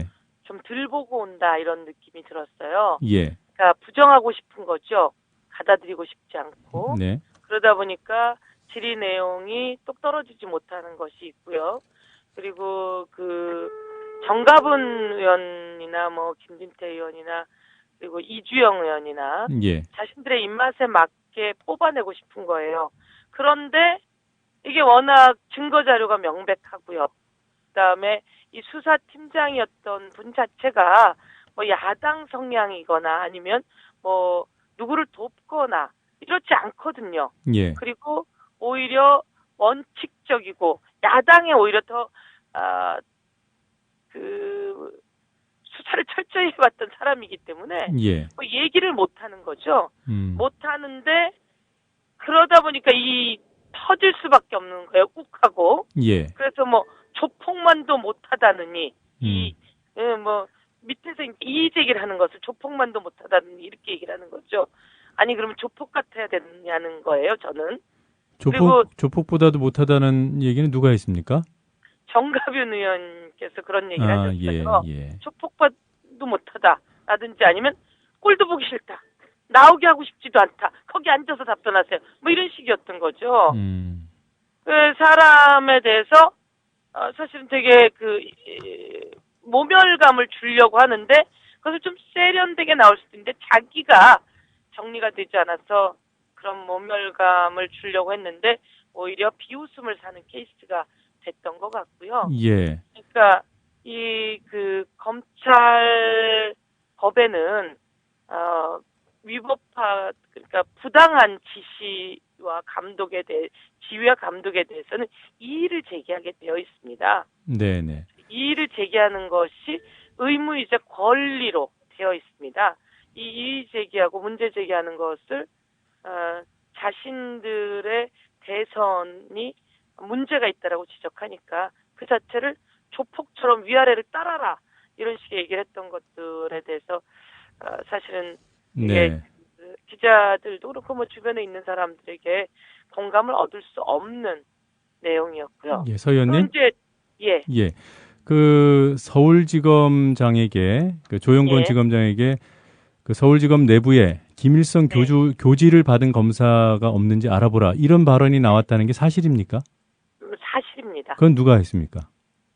그 내용도 정가분 의원이 이야기했고요. 그래요. 그리고 제가 정확히 기억이 나지 않는데 다른 의원들도 비슷한 취지를 국감 상황에서 계속합니다. 예. 왜냐하면 그거는 자신들끼리 이렇게 입을 맞춘 것 같아요. 그러니까 이석기 의원 사건 종북몰이가 먹히고 있거든요. 네. 그래서 먹힌다고 생각하고 요것으로 된다고 생각한 거죠. 그래서 다른 준비를 별로 안 하고 오는 거예요. 예. 상황은 바뀌고 있는데. 예, 그러니까 거기에서 김진태 의원이 사이버 전쟁 상태다 이런 발언을 한 것도 같은 맥락으로 이해됩니까? 같은 맥락이죠. 예. 작정한 맥락이고요. 네. 그리고 이 원래 국정원 불법 대선 개입 수사할 때 공소장을 냈던 검사도 마찬가지로 좌파 검사라고 김진태 의원이 몰아붙였죠. 예. 근데 그 한 사람이 공소장에 서명하지 않거든요. 네. 이 팀이 다 같이 협의하고 조사해서 하는데 처음엔 축소할 생각이 있었던 것 같아요. 네. 조사하다 보니까 너무 많은 것들이 나오니까 감당을 하지 못하고 원칙대로 가려고 하는 거죠. 예. 제가 좀 궁금한 부분이요. 네. 우리 댓글 사건, 지금은 뭐 트위터가 오히려 더 주력이었다는 게 드러났기 때문에 이 국정원 사건을 댓글 사건으로 통칭하기가 좀 어려운 측면이 있습니다만 초기 댓글 사건인 그런 상황에서 뭐 트위터 댓글 개수가 뭐 70여 개다 또는 뭐 100몇 개다 이런 얘기들을 하면서 파급력이 적었다 이런 입장을 새누리당이 쭉 견지해 오지 않았습니까? 네네. 지금 뭐 5만 6천 건이나 확인이 된 건데요. 이에 대해서 새누리당 의원들은 어떤 질의를 하던가요? 트위터하거나 댓글 다는 게 무슨 문제가 되는 겁니까? 이런 얘기죠. 그리고 이 트위터의 반은 리트윗이다 이렇게 얘기를 하는 거예요. 예. 그런 얘기들을 하는데 당연히 댓글이 공무원들이 조직적으로 개입하게 된 것이니까 이건 불법인데도 그런 식의 질의를 하는 겁니다. 네. 그러니까 좀 억지를 부리는 거죠. 범죄가 나왔음에도 불구하고 그 범죄를 옹호하려고만 드는 거예요. 그러니까 범죄를 국민이 볼 때는 자기네 저 범죄가 두렵구나. 홀리는 게 있구나. 찔리는 게 있구나. 이렇게 되는 거죠. 예. 저희 검찰이 국정원과 이른바 그 십자군 알바단, 시발단과의 연계 부분도 확인했다는 이런 내용이 질의 과정에서 나타났는데 이 서로 마팔을 하고 있는 것도 확인이 된 건가요? 그렇죠. 마팔 관계입니까? 아니면 그냥 리트윗만 한 겁니까? 어제 그 자료에는 마팔과 이것까지는 아직 이야기가 구체적으로 나오진 않았고요. 네. 예. 그래서 구체적으로 그리고 시발단에 있는 그 목사를 아느냐라고 했을 때 이제 윤석열 팀장은 모른다라고 얘기를 했어요. 답변은. 네. 그래서 이제 그럼 모른다라고 답변을 했기 때문에 그 내용들까지 저희가 전달하기는 어렵고 이 내용은 뜨고 당연히 그것을 시발단이 마팔을 하지 않을 수가 없는 거죠. 예. 마팔을 하지 않을 수가 없고 그리고 서로 이야기 안 할 수가 없는 거고요.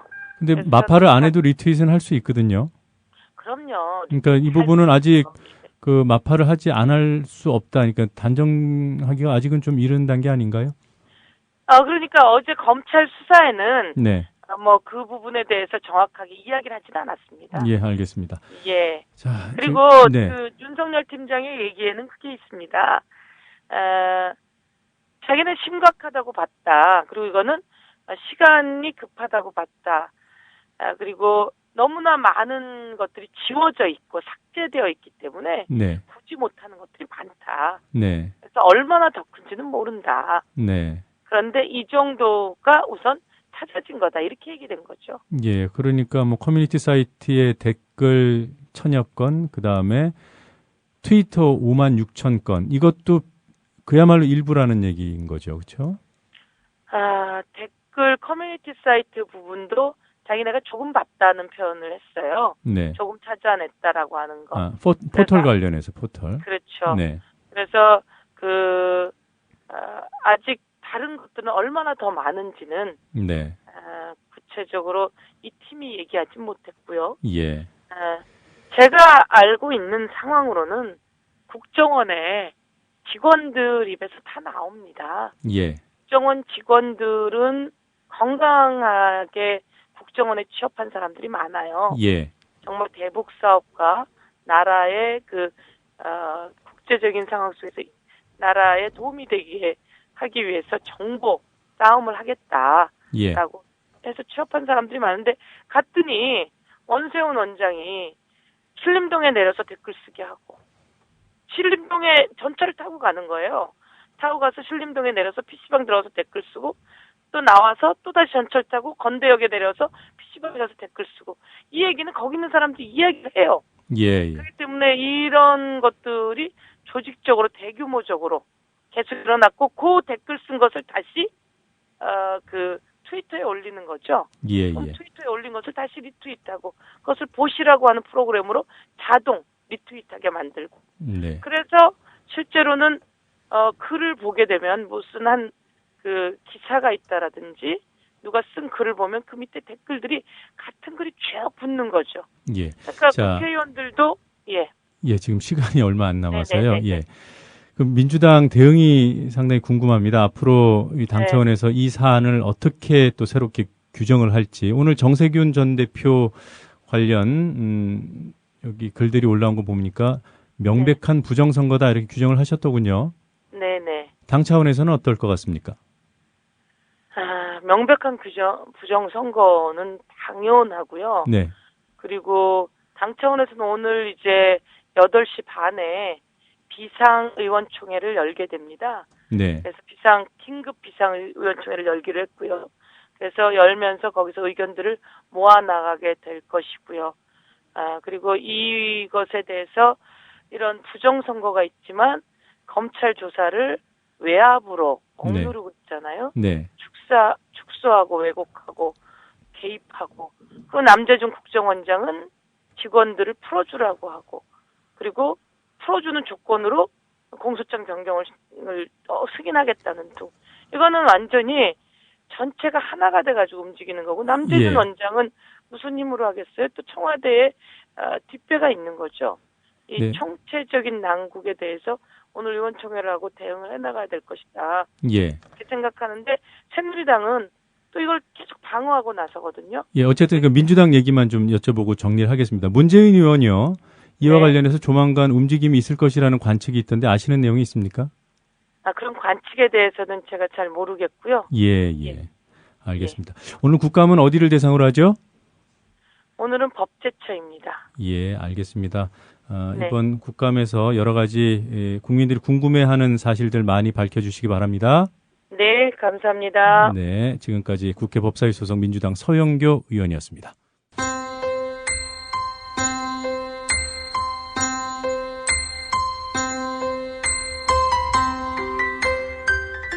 이 시간 하늘 풍경입니다. 오늘도 깊어가는 가을을 만끽할 수 있겠습니다. 다만 큰 일교차에만 대비하고 나오시면 좋겠는데요. 출근길 꼭 도톰한 겉옷 입고 나오셔야겠습니다. 현재 서울 기온이 11.5도까지 뚝 떨어져 있습니다. 하지만 낮 기온은 22도까지 오르면서 오늘도 한낮에는 따뜻하겠습니다. 오늘 청명한 가을 하늘이 펼쳐지겠는데요. 오후에는 가을 햇살이 따뜻하겠습니다. 다만 동해안 지방은 빗방울이 떨어지는 곳이 있겠고 해안가에서는 바람이 강하게 불면서 파도가 방파제를 넘을 가능성이 있는 상태입니다. 현재 기온은 서울 11.5도, 춘천 6.5도, 전주 10.4도까지 떨어져 있는데요. 낮 기온은 서울과 부산 22도, 광주 23도까지 올라서 따뜻하겠습니다. 이 시간 하늘 풍경이었습니다.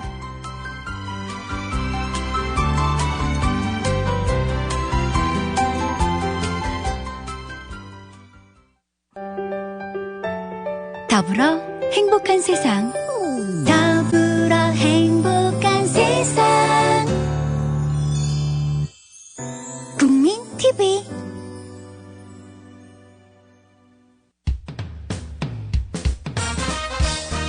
공정한 시각, 따뜻한 관찰. YTN 해직 기자 노종면의 뉴스바. 이제는 초대석으로 함께합니다.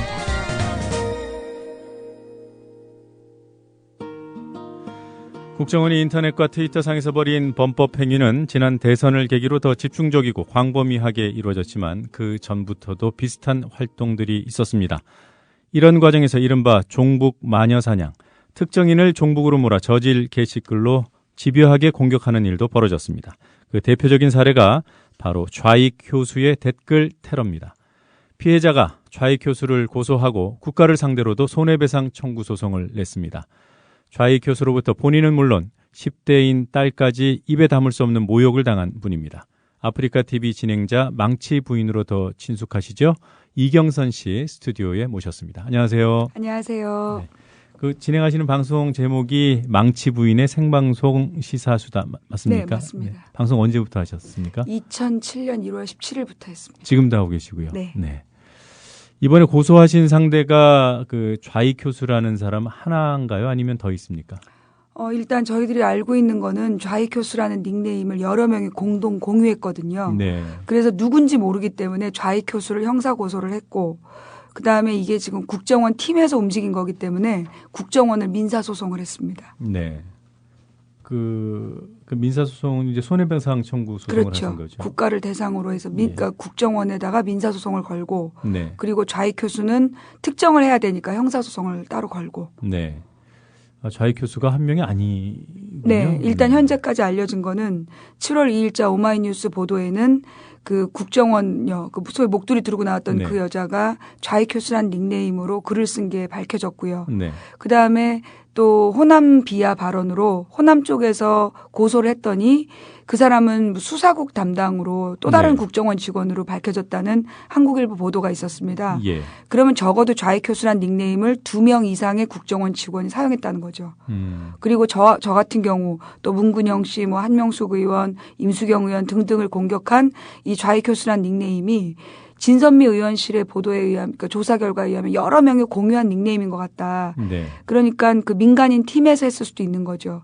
그러나 중요한 건 궁극적 책임은 국정원 직원들이 주도했던 그 팀에서 공유한 아이디로 벌어진 범죄라는 거죠. 네. 그래서 국정원을 대상으로 민사소송이 들어갔습니다. 네. 그러니까 그 좌익 교수라는 닉네임을 사용한 사람 중에 최소한 2명은 국정원 그렇죠. 직원이고 그 이외에 국정원 직원들이 얼마나 더 있는지 그렇죠. 또 여기에는 국정원하고 연계되어 있는 민간인들까지 네. 개입되어 있을 가능성도 있다 이렇게 네. 보시는 거고요. 그것을 검찰에서 좀 밝혀달라 이런 그렇죠. 취지로 고소를 하신 거죠. 그 아까 그 김하영이라는 분, 그 목도리 두른 국정원 여직원 이외에 조금 전에 말씀하셨던 국정원 직원이 그 서울시 공무원 간첩단 네. 사건, 그러니까 뭐 화교 남매 간첩 네, 사건, 네, 그 네. 사건 수사에 관여했던 그분이 어떤 맞습니까? 여자라는 보도가 있었죠. 그러니까는 적어도 2명인 거죠. 예. 그리고 그들이 쓴 글이 그 우리 이경선 씨나 따님의 명예를 훼손하고 모욕한 그 글의 주인공이라는 것도 확인을 했습니까? 그게 확인이 안 됐어요. 그러니까 좌익 교수라는 닉네임을 여러 명이 사용했기 때문에 예. 저와 제 딸에게 악플을 단 사람이 누군지 확인이 안 된다는 거죠. 근데 이 저와 제 딸한테 악플을 네. 달았던 날이 2011년 1월 15일이에요. 네. 그날이 소위 DC 인사이드의 연평도 북괴 갤러리라는 국정원 직원들과 연계된 사이트로 보이는 그 갤러리에서 그 저의 딸에 대한 테러가 있었던 날이거든요. 그날 처음 좌익 교수가 출연했어요. 네. 그래서 작년까지 꾸준히 악플을 달았던 거죠. 그러니 국정원 직원과의 연계성은 분명히 있다. 그런데 그게 국정원 직원 누구인지 특정을 못하고 있는 거죠. 네. 그 재작년 1월부터 시작된 그런 모욕, 네. 공격 행위, 댓글 테러 네. 행위가 언제까지 지속됐습니까? 그러니까 작년 7월까지죠. 건수로 하면 어느 정도나? 좌익 교수라는 닉네임으로 단 건수는 저희들한테 제보받은 게 10몇 건이에요. 예. 예, 아주 극심한 게. 네네. 그래서 이번에 고소 내용에 들어간 게 그 10몇 건입니다. 네. 그 국정원이 지난 7월이었죠. 뭐 네. 조금 전에 오마이뉴스 말씀하셨는데 그 보도가 나가고 좌익 교수는 국정원 직원이 아니다. 네. 이런 입장을 밝혔죠. 네. 네. 그 뒤에 입장을 번복하긴 했습니까? 아니죠. 입장 번복은 국정원에서 공식적으로 한 게 없고 네. 그리고 또 다른 고소 사건에서 검찰이 호남 비하 발언은 수사국 화교 간첩단 사건 그 수사 담당관이라는 보도가 나왔는데 네. 검찰에서 공식적으로 이게 국정원 직원들이다라는 공표가 없었답니다. 네. 그리고 이제 그러다 보니까 국정원에서도 알 수 없다라는 말로 얼버무리고 있는 거죠. 그러나 일단 그 김하영 특별수사팀에서 그 범죄 일람표를 만들었을 때 김하영이 DC 인사이드의 좌익교수라는 닉네임으로 글을 쓴 게 확인이 된 거고 네. 화교 간첩단 사건 그 수사관이라는 것이 또 다른 검찰에서 나왔는데 검찰 상부에서 공식 발표를 안 하고 있는 거 아니냐 저희는 그렇게 보고 있습니다. 네. 좀 입에 담기 어려우시겠습니다만 좌익 교수가 어떤 글로 테러를 가했는지 이 방송에서 좀 말씀해 주실 수 있어요? 저와 제 신랑의 사진 밑에 병신 이런 표현 또 저한테는 빨갱이 갈보년 이런 표현을 썼고 제 딸한테가 가장 충격적인데 제 딸의 11살 때 찍은 사진을 걸어놓고 전현도 커서 빨갱이 되겠지 지 엄마처럼 그리고 운동권 애들한테 다 대주고 그러니까 성적인 표현이죠.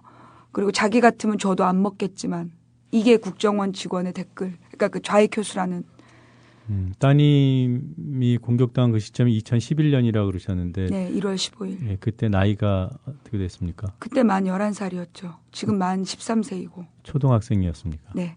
초등학교 5학년이었습니다. 이렇게 이런 저질 모욕이 있었다는 것을 따님도 아세요? 알고 있습니다. 그 사진은 어디서 구해서 게시를 했을까요? 남편의 블로그에 올라온 사진을 무단 도용했습니다. 네. 그 검찰이 그 좌익 교수를 이미 7월부터 수사를 하긴 했잖아요. 그러니까 7월부터 좌익 교수를 수사한 게 아니고 김하영의 범죄 일람표 중에 김하영이 사용한 수십 개의 아이디 중에 좌익 교수가 있었던 거죠. 민주당 그 광주시당에서 고발을 해서 수사가 진행. 민주당이 아니고 통합 그 진보당.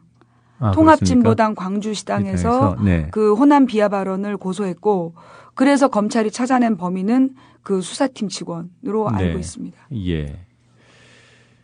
그때 이후에 그런 사실관계는 상당 부분 규명이 된 거잖아요.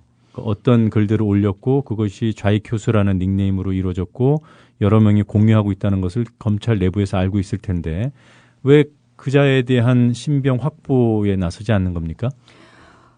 그건 검찰이 그렇게 하는 건데 제가 알고 있기는 검찰이 그 내용을 확실히 확보했는지 모르겠어요. 저는 진선미 의원실로부터 들은 건데 좌익 교수라는 닉네임을 여러 명이 동시에 공유한 것으로 보인다라는 걸 진선미 의원실에 들은 팩트 하나. 그다음에 김하영의 범죄 일람표에 김하영이 좌익 교수라는 닉네임을 사용했다가 팩트 둘. 호남 비하 발언을 한 그 고소 대상이 국정원 수사팀 직원이라는 게 팩트 세 번째예요. 그걸 가지고 제가 추측하기에는 국정원 직원을 비롯한 민간인들이 좌익 교수라는 닉네임을 공유했을 것이다 라고 저는 보는 거죠. 네. 이 선생님께서는 왜 이제서야 법적 대응에 나서셨습니까? 일단 제가 국정원 직원이라는 것을 그러니까 좌익 교수라는 닉네임을 국정원 직원이 사용했다는 것을 알게 된 게 7월 2일이었고요. 그리고 8월 달에 가서 이 법적 소송은 솔직히 말씀을 드리면 제가 법정 소송을 생각 안 했던 현재 우리나라의 사법부가 과연 정당한가에 대한 고민이었습니다. 한마디로 인혁당 사건 같은 거에다가 지금 배상 판결을 내리잖아요. 도리어 그 국가 배상금을 토해놓으라는 그것도 이자까지 덧붙여서 그런 결정을 내리거나 아니면 1심에서 무죄를 받았던 한명숙 총리에게 2심에서 똑같은 그 증거 능력 없는 자백을 근거로 해서 유죄 판결을 내린다든가. 그래서 저는 솔직히 지금 이 사법부에 대한 신뢰가 별로 없어요. 물론 모든 사법부가 그렇다는 건 아닙니다.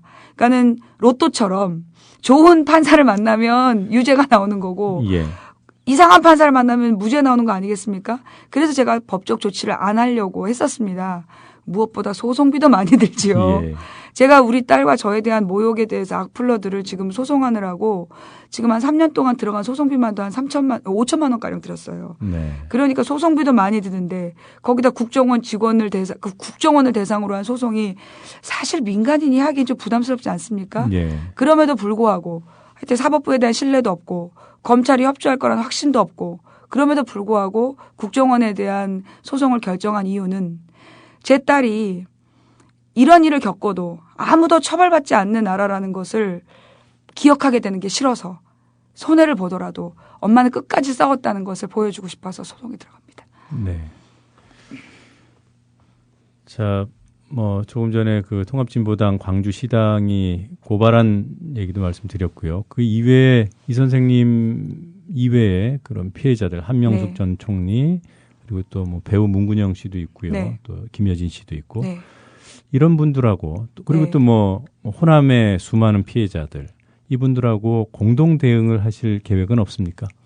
저는 만약에 그분들이 공동 대응을 원하시면 공동 대응을 할 마음이 있어요. 네. 그래서 제가 왜 혼자 독자적으로 나갔냐 하면 일단 이전에도 호남 비하에 대해서 법원이 그 피해자를 특정하지 않았다라는 이름으로 무죄 선고를 준 적 있지 않습니까? 네.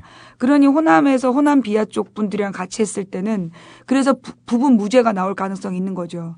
또 정치인 같은 경우에는 명예훼손이라는 부분이 또 우리나라 법원에서 정치인에 대한 명예훼손을 인정 안 하는 경우가 또 많지 않습니까? 그리고 또 연예인들 같은 경우에는 그 명예훼손 소송을 많이 안 해요. 웬만하면 자신의 이미지들이 나빠지기 때문에. 그리고 특히 문근영 씨나 김여진 씨 같은 경우가 고소 의사가 있는지 확인이 안 되기 때문에 네. 그래서 제가 공동으로 대처를 못하고 저는 그 모든 조건이 아니지 않습니까? 정치인도 아니고 이미지를 위한 연예인도 아니고 또 무슨 하여튼 제가 책임질 만한 아무것도 없는 민간인이기 때문에 민간인 주부와 아이를 대상으로 한 국정원 정부기관의 범죄라고 보기 때문에 제가 그냥 단독 소송에 나간 겁니다. 네. 얼마 전에 이계덕 기자 건 아시죠? 네, 그분도 여러 가지 공격을 많이 당했다가 이제 소송을 제기해서 만족스럽지는 않더라도 일부 승소 판결을 얻었어요. 이 사례를 보고 어떤 생각을 하셨습니까? 로또 맞았다라고 생각했습니다. 굉장히 훌륭한 판사님을 만난 운이 좋은 경우다라고 보고 그 일베 운영진한테 이제 그 게시물을 삭제하지 않은 책임을 물은 거 아닙니까? 예. 저는 그것이 정당하다고 보고요. 그와 같은 판결들이 많이 나와야 된다고 생각합니다. 네. 네. 이 선생님은 댓글 테러 당하시고 또 지난해에는 옥고까지 치르셨어요. 네. 예, 청취자분들께 어떤 일이 있었는지 잠시 설명해 주시겠습니까? 작년에 이제 작년 총선 과정에서 야당의 후보를 단일화하는 과정에서 제가 이제 어떤 우리 지역에 나온 후보에 대한 비판 방송을 했어요. 언론에 나온 내용들을 중심으로 해서 그 비판 방송을 했는데 그 후보의 지지자 쪽이 제가 허위사실로 명예를 훼손했다라고 저를 고발을 했고 그래서 법정으로 가게 된 거죠. 근데 하여튼 허위사실로 인한 명예훼손이라고 저를 법정 구속을 시킨 거예요. 근데 2심에서 허위사실 부분은 무죄가 됐고 사실을 적시해서 후보를 비방했다라고 해서 이제 제가 징역 6개월에 집행유예 2년을 받고 2심에서 나오게 된 거죠. 그리고 3심까지 가서 그 대법원이 고등법원의 판결을 그냥 용인해 버린 거고요. 그래서 현재 저는 집행유예 중에 있습니다. 예, 형이 확정됐군요. 네. 그런데 사실 명예훼손 허위사실 유포 사실 명예훼손에서는 허위사실 유포라는 부분이 좀 아프잖아요. 그렇죠. 거짓말한 게 되니까 게다가 방송을 하고 계신데 그 허위사실 부분은 확실한 무죄를 받으신 거죠. 네. 아직도 오해하시는 분들이 좀 있는 것 같아서 여쭤봤습니다. 그러니까 그게 오해할 수밖에 없는 게 그 당시에 제가 구속될 때 허위사실로 구속됐다는 거를 제가 찾아보니까 50몇 개에서 보도를 했더라고요. 근데 허위사실을 무죄 받았다는 내용은 아무도 보도하지 않았어요. 그러니까 당연히 모르고 오해할 수밖에 없죠. 우리 언론 현실이 그렇습니다. 그렇죠. 네. 왜 스스로를 불량주부 그리고 망치부인 이렇게 표현하십니까? 불량주부라는 내용은 사실 우리나라가 여성들에게 슈퍼우먼을 원하잖아요. 바깥일도 잘하고 집안일도 잘해야 되는. 근데 이제 저는 사실 그 집안일을 잘 못해요. 집안일을 잘 못하는 저의 한계를 인정함과 더불어 너무나 이렇게 착한 여자 컴플렉스, 슈퍼우먼 컴플렉스에 시달리지 말자는 의미가 하나 있고요. 또 망치부인이라는 의미는 제가 영화 쇼생크 탈출이라는 영화를 참 인상 깊게 봤는데 거기 보면 작은 망치가 나와요. 근데 주인공이 굉장히 억울한 상황으로 19년 동안 옥에 갇혀 있지 않습니까? 그런데 그 옥에서 그 작은 망치를 가지고 그 19년을 뚫어가지고 탈출하는 거예요. 그 탈출하는 동안에 얼마나 외로웠겠어요. 이 벽이 막힐 수도 있다. 실패할 수도 있다. 그 공포와 두려움 속에서 벽을 뚫으면서 유일한 친구가 망치였다는 거죠. 예. 그런데 그 탈출을 하고 나서 그 망치를 버렸어요. 만약에 그 영화 끝에 그 망치를 벽에 걸어놨다면 저는 망치 부인이라는 닉네임을 사용 안 했을 겁니다. 왜냐하면 저는 이제 이 대한민국에 정말 깝깝하고 속상한 우리 그 국민들에게 탈출구를 열어주고 버려지고 싶다. 뭐 도교에서 얘기하는 공성이 불거 정신에 근거하여 망치 부인이라는 이름을 사용하고 있습니다. 네. 근데 다들 무기인 줄 알더라고요. 뭐 무기라고 해도 되죠. 만약 이 세상에 여러 가지 모순이 많다면 그 모순을 깨트리는 무기가 될 수도 있지 않겠습니까? 근데 저는 그렇게 봐요. 어떤 그 강한 무기가 돼서 한 번에 깨트리려고 하다 보면 우리의 욕심이 좀 과해질 수도 있고 또 많은 부작용이 있지 않습니까? 근데 저의 망치는 포기하지 않는다는 것을 상징합니다. 예. 사실 조금 전에 인터뷰를 나누면서 어머니의 눈시울이 붉어지는 것을 스튜디오에서 봤습니다. 아이의 명예를 회복하고 싶어서 그리고 사법부를 여전히 불신할 수밖에 없는 상황임에도 불구하고 엄마가 끝까지 포기하지 않고 싸워노라는 그런 기억을 딸에게 남겨주기 위해서 거대한 이 사법구조에 맞서서 망치질을 하고 계신 우리 망치 부인 이경선 씨와 오늘 아침 인터뷰를 나눴습니다. 고맙습니다. 감사합니다.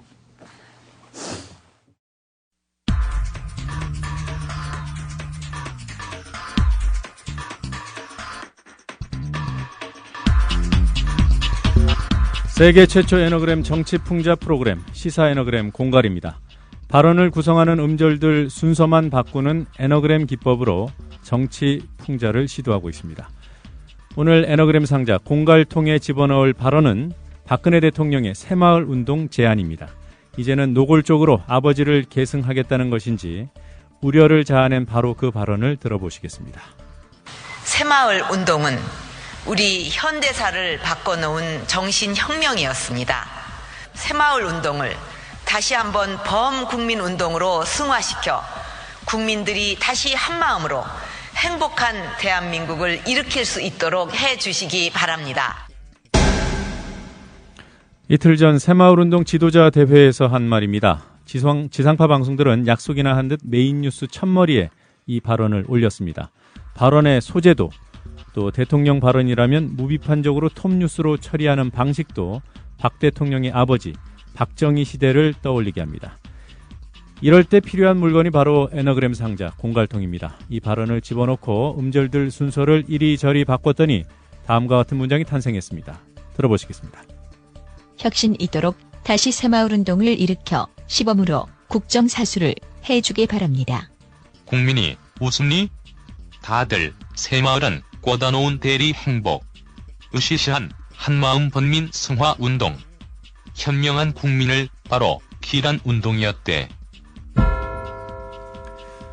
한 여자가 말합니다. 새마을운동을 다시 일으켜서 시범적으로 국정을 사수해달라는 요구였죠. 그랬더니 남자가 맞받아칩니다. 국민이 웃음니? 그리고는 새마을운동을 규정합니다. 꽂아놓은 대리행복, 으스스한 한마음 범민 승화운동, 그리고 국민을 바로 KILL, 킬해버리는 운동이라고 말이죠. 여러분은 새마을운동에 대한 대통령의 생각과 에너그램 상자의 규정 둘 가운데 어느 쪽이 공감이 가십니까? 한 번 더 이어서 들어보시겠습니다. 시사 에너그램 공갈이었습니다. 새마을 운동은 우리 현대사를 바꿔놓은 정신혁명이었습니다. 새마을 운동을 다시 한번 범국민운동으로 승화시켜 국민들이 다시 한마음으로 행복한 대한민국을 일으킬 수 있도록 해주시기 바랍니다. 혁신 있도록 다시 새마을운동을 일으켜 시범으로 국정사수를 해주길 바랍니다. 국민이 웃음니? 다들 새마을은 꽂아놓은 대리 행복. 으시시한 한마음 번민 승화운동. 현명한 국민을 바로 길한 운동이었대.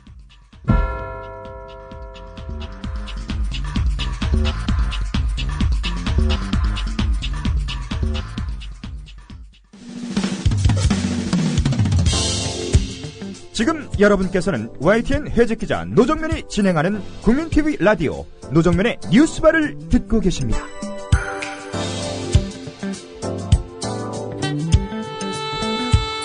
조중동으로 대표되는 소위 주류 언론들, 이들이 감추는 세상, 조감 세상 시간입니다.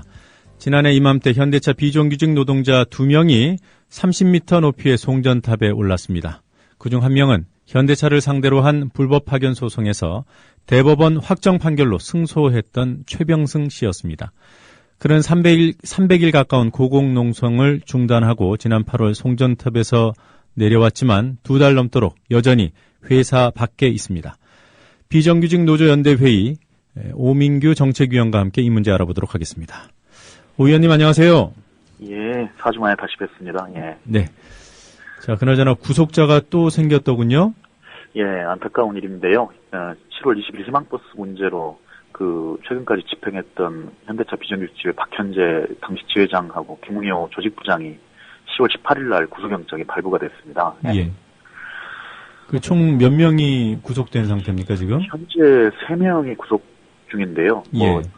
경찰 수사는 아마 70여 명 규모였던 걸로 알고 있습니다. 예. 네. 이 사법 처리 규모 보니까, 그러니까 불구속 입건한 건까지 보니까 꽤 많던데요. 예, 예. 총 80여 명을 수사를 하겠다고 했었는데요. 네. 예, 노동자들 포함해서 노동계는 71명이었고, 네. 저희들이 관리자나 용역들을 고소고발을 했었는데 10명도, 그 중에 10명도 이제 포함이 돼 있긴 하는데요. 네. 그들이 사법 처리되었다는 얘기는 들어본 바는 없습니다. 그 열 몇 명 사측 인사들은 구속된 분은 없고요? 예, 없습니다. 네. 최병승 씨가 철탑에 올랐던 때가 지난해 꼭 이맘때였어요, 맞습니까? 예, 10월 17일이었습니다. 네. 자, 그로부터 296일 동안 철탑에 계시다가 지난 8월에 내려왔죠? 예, 맞습니다. 네. 최병승 씨 사례를 보면 현대차 비정규직 문제 좀 더 구체적으로 이해가 될 것도 같습니다. 예. 이 문제를 좀 설명을 부탁드리겠습니다. 최병승 씨는 어쩌다가 해고를 당한 겁니까? 2004년에 저희들이 이제 불법 파견 진정을 노동부에 제기를 했었는데요. 예. 2004년 12월에 노동부가 현대차 울산 아산 전주 공장 9,234명에 달하는 비정규직 노동자 전체 불법 파견을 판정을 합니다. 네. 그래서 저희들이 이제 한 달 동안 그 기한을 주고 회사에게 시정을 요구했는데 시정하지 않아서 2005년 1월부터 파업에 들어갔는데요. 예. 그 파업을 불법 파업으로 몰아서 약 한 100여 명 가까이 비정규직 조합원들이 해고가 되는데 최병승 조합원도 그중 한 명이었습니다. 예. 네. 그 이후 이 해고를 다투는 소송이 진행됐고요. 오랜 시간이 지나서 작년 2월이었던가요? 대법원에서 예. 확정 판결이 났죠. 예. 이때까지 과정이 어땠습니까? 2005년 2월에 해고됐으니까 꼭 7년 걸렸는데요. 네. 해고된 직후에 진호위에 저희들 부당해고 구제 신청을 넣었고, 네. 근데 진호위, 중노위에서 다 인정이 안 되었고요. 예, 그래서 다시 행정소송을 들어갔습니다. 예. 1심, 2심에서 모두 패소했는데 2010년 7월에 대법원에서 고등법원 판결이 잘못되었다고 현대차 불법 파견이 맞고 따라서 최병승 조합원은 정규직으로 고용하는 것이 맞다라고 하는 판결이 나왔는데요. 근데 파기환송심이다 보니까 다시 이게 고등법원으로 내려가게 됩니다. 예. 예, 그래서 고등법원을 거쳐서 다시 최종적으로 대법원 다시 올라와서 판결 난 게 2012년 2월인데요. 아시겠지만 진호위, 중노위 1심, 2심, 3심, 파기환송심 그리고 다시 대법원으로 해서 7심을 거쳐서 최종 판결, 확정 판결을 받았습니다. 그 지난해 2월 23일에 확정 판결 받고도 회사가 바로 인정하지는 않았지 않습니까? 예, 그게 또 우스운 얘기인데요. 대법원 판결은 중노위에서 정당한 해고라고 판정했던 것을 부당해고로 바꿔라라는 판결이었고요. 네. 그래서 중노위에서 다시 종전 판정을 뒤엎고 부당해고라고 판결을 원래대로 돌려놓으니까 네. 작년 6월에 현대차가 그 중노위 판정에 대해서 행정소송을 다시 제기했습니다. 이렇게 되면 사실상 10심, 11심을 가자는 얘기인데요. 네. 그래서 회사가 인정을 하지 않았습니다. 예. 네. 할 수 있는 거는 눈에 보이는 건 다 했던 모양이군요. 예, 뭐 헌법소원까지 포함하면 뭐 도대체 판결 기다리다가 정년퇴직할 판입니다. 예. 네. 그러면 지난해 10월에 최병승 씨가 철탑에 오를 때는 행정소송이 진행 중일 때였나요? 예, 맞습니다. 예. 회사가 복직을 인정하지 않고 예. 행정소송을 진행하는 그런 상황에서 철탑에 올랐던 거군요. 맞습니다. 예. 네. 그래서 이제 300일 가까이 철탑 농성을 하고 지난 8월에 내려오지 않았습니까? 이때 복직을 하겠다고 했던 것으로 아는데요. 예. 지금 복직을 안 하는 이유는 안 하는 겁니까? 못 하는 겁니까? 지금 이제 뭐 한 8년 만에 다시 현장에서 일을 하러 들어가는 것이기 때문에 여러 가지 논의를 해야 될 것이 불가피하게 있는데요. 뭐 당연히 이제 임금을 어떻게 할 것인지, 어디에 배치할 것인지 이런 논의를 해야 되는데, 예. 뭐 임금 문제는 추후에 협상을 통해서 풀더라도 최소한 이제 정규직으로 복직하는 것이기 때문에 현대차 단체 협약에 의하면 원직 복직을 원칙으로 하고 있습니다. 간협 36조에. 네. 그렇게 되면 원직 복직을 위한 여러 가지 협의들을 노사 간에 하도록 단체 협약에 규정되어 있는데요. 네. 그 협의를 하고 그 협의가 마쳐지면 복직을 하겠다고 얘기를 했는데 그 협의 자체에 지금 회사가 응하지 않고 있어서 현재로서는 지금 복직 협의 자체가 안 되고 있는 상황입니다. 그러니까 최병승 씨 측에서는 단협대로 복직과 관련된 원직 복직과 관련된 협의를 진행하자는 입장이고요. 예. 현대차는 무슨 소리냐 우리가 인사 발령 해줄 테니 들어와라 뭐 이런 차이인가요? 예, 그렇습니다. 맞습니다. 네. 알겠습니다. 자, 지난달에 그 의원님하고요. 예. 4주 전이었죠. 박근혜 대통령이 공약 불이행 문제를 얘기하다가 시간이 부족해서 중단됐단 말이에요. 네, 맞습니다. 예, 그 얘기를 좀 더 이어가겠습니다. 예. 박 대통령이 어떤 공약을 했던 겁니까? 산하도급 보호라고 하는 항목에서 불법 파견 판결이 나온 사업장에 대해서 특별근로감독을 실시하겠다고 했고요. 예. 그 근로감독 과정에서 똑같은 불법 파견이 확인될 경우에 원청업체가 직접 고용하도록 행정명령 지도를 하겠다라는 공약을 한 바 있습니다. 예. 그러니까 불법 파견 판결이 나온 곳이 현대차 같은 경우는 최병승 씨 판결도 있고 그 이전의 판결도 있고요. 예. 그리고 이 정부가 막 출범한 무렵 올해 2월에 한국 GM에서도 그 불법 파견 형사 처벌이 확정되지 않았습니까? 예, 한국 GM 창원공장 800여 명 불법 파견 문제에 대해서 네. 형사 처벌 대법원 확정 판결이 되었습니다. 네, 그러면 그 대선에서 박근혜 후보가 당선이 됐고요. 그 뒤에 한국 GM의 불법 파견 형사 처벌 확정이 됐고요. 예. 그리고 또 제가 알기로는 고용노동부도 그 정부 출범 이후에 특별 근로 감독하겠다는 입장을 밝히지 않았습니까? 3월 29일 그 방한함 고용노동부 장관이 박근혜 대통령 업무 보고를 했는데 그 내용에 국정과제 62번으로 해서 이 공약사항을 재확인한 거죠. 예, 확인한 바 있습니다. 예. 그러면 한국 GM에 대한 특별 근로 감독이 실시됐어야 정상 아닙니까? 그렇죠. 예, 저희 노동조합도 비정규직 노조도 다 요구하고 있는데요. 네. 현대차건 한국 GM이건 지금까지 특별 근로 감독은 일체 벌어지지 않았습니다. 지금 뭐 여러 가지 복지 공약 후퇴, 뭐 공약 파기 이런 얘기들이 워낙 많아서 예, 맞습니다. 이런 부분의 공약 파기가 잘 부각이 안 되고 있는데 이 부분도 지금 뭐 비정규직 노동자가 전국적으로 1,000만이 넘지 않아요? 예. 다 이해관계가 달린 문제이기 때문에 매우 중요한 공약 파기, 불이행 사례라고 생각이 됩니다. 예, 맞습니다. 자, 뭐 공약을 이행하고 여부를 떠나서 정부의 의지 문제가 아니겠냐는 생각도 드는데요. 노동 정책에 대한 의지. 예. 이 공약이 아니더라도 불법 파견을 제재할 수 있는 수단이 법에 있지 않습니까? 예. 사실은 노동부 장관에게 막강한 권한이 있습니다.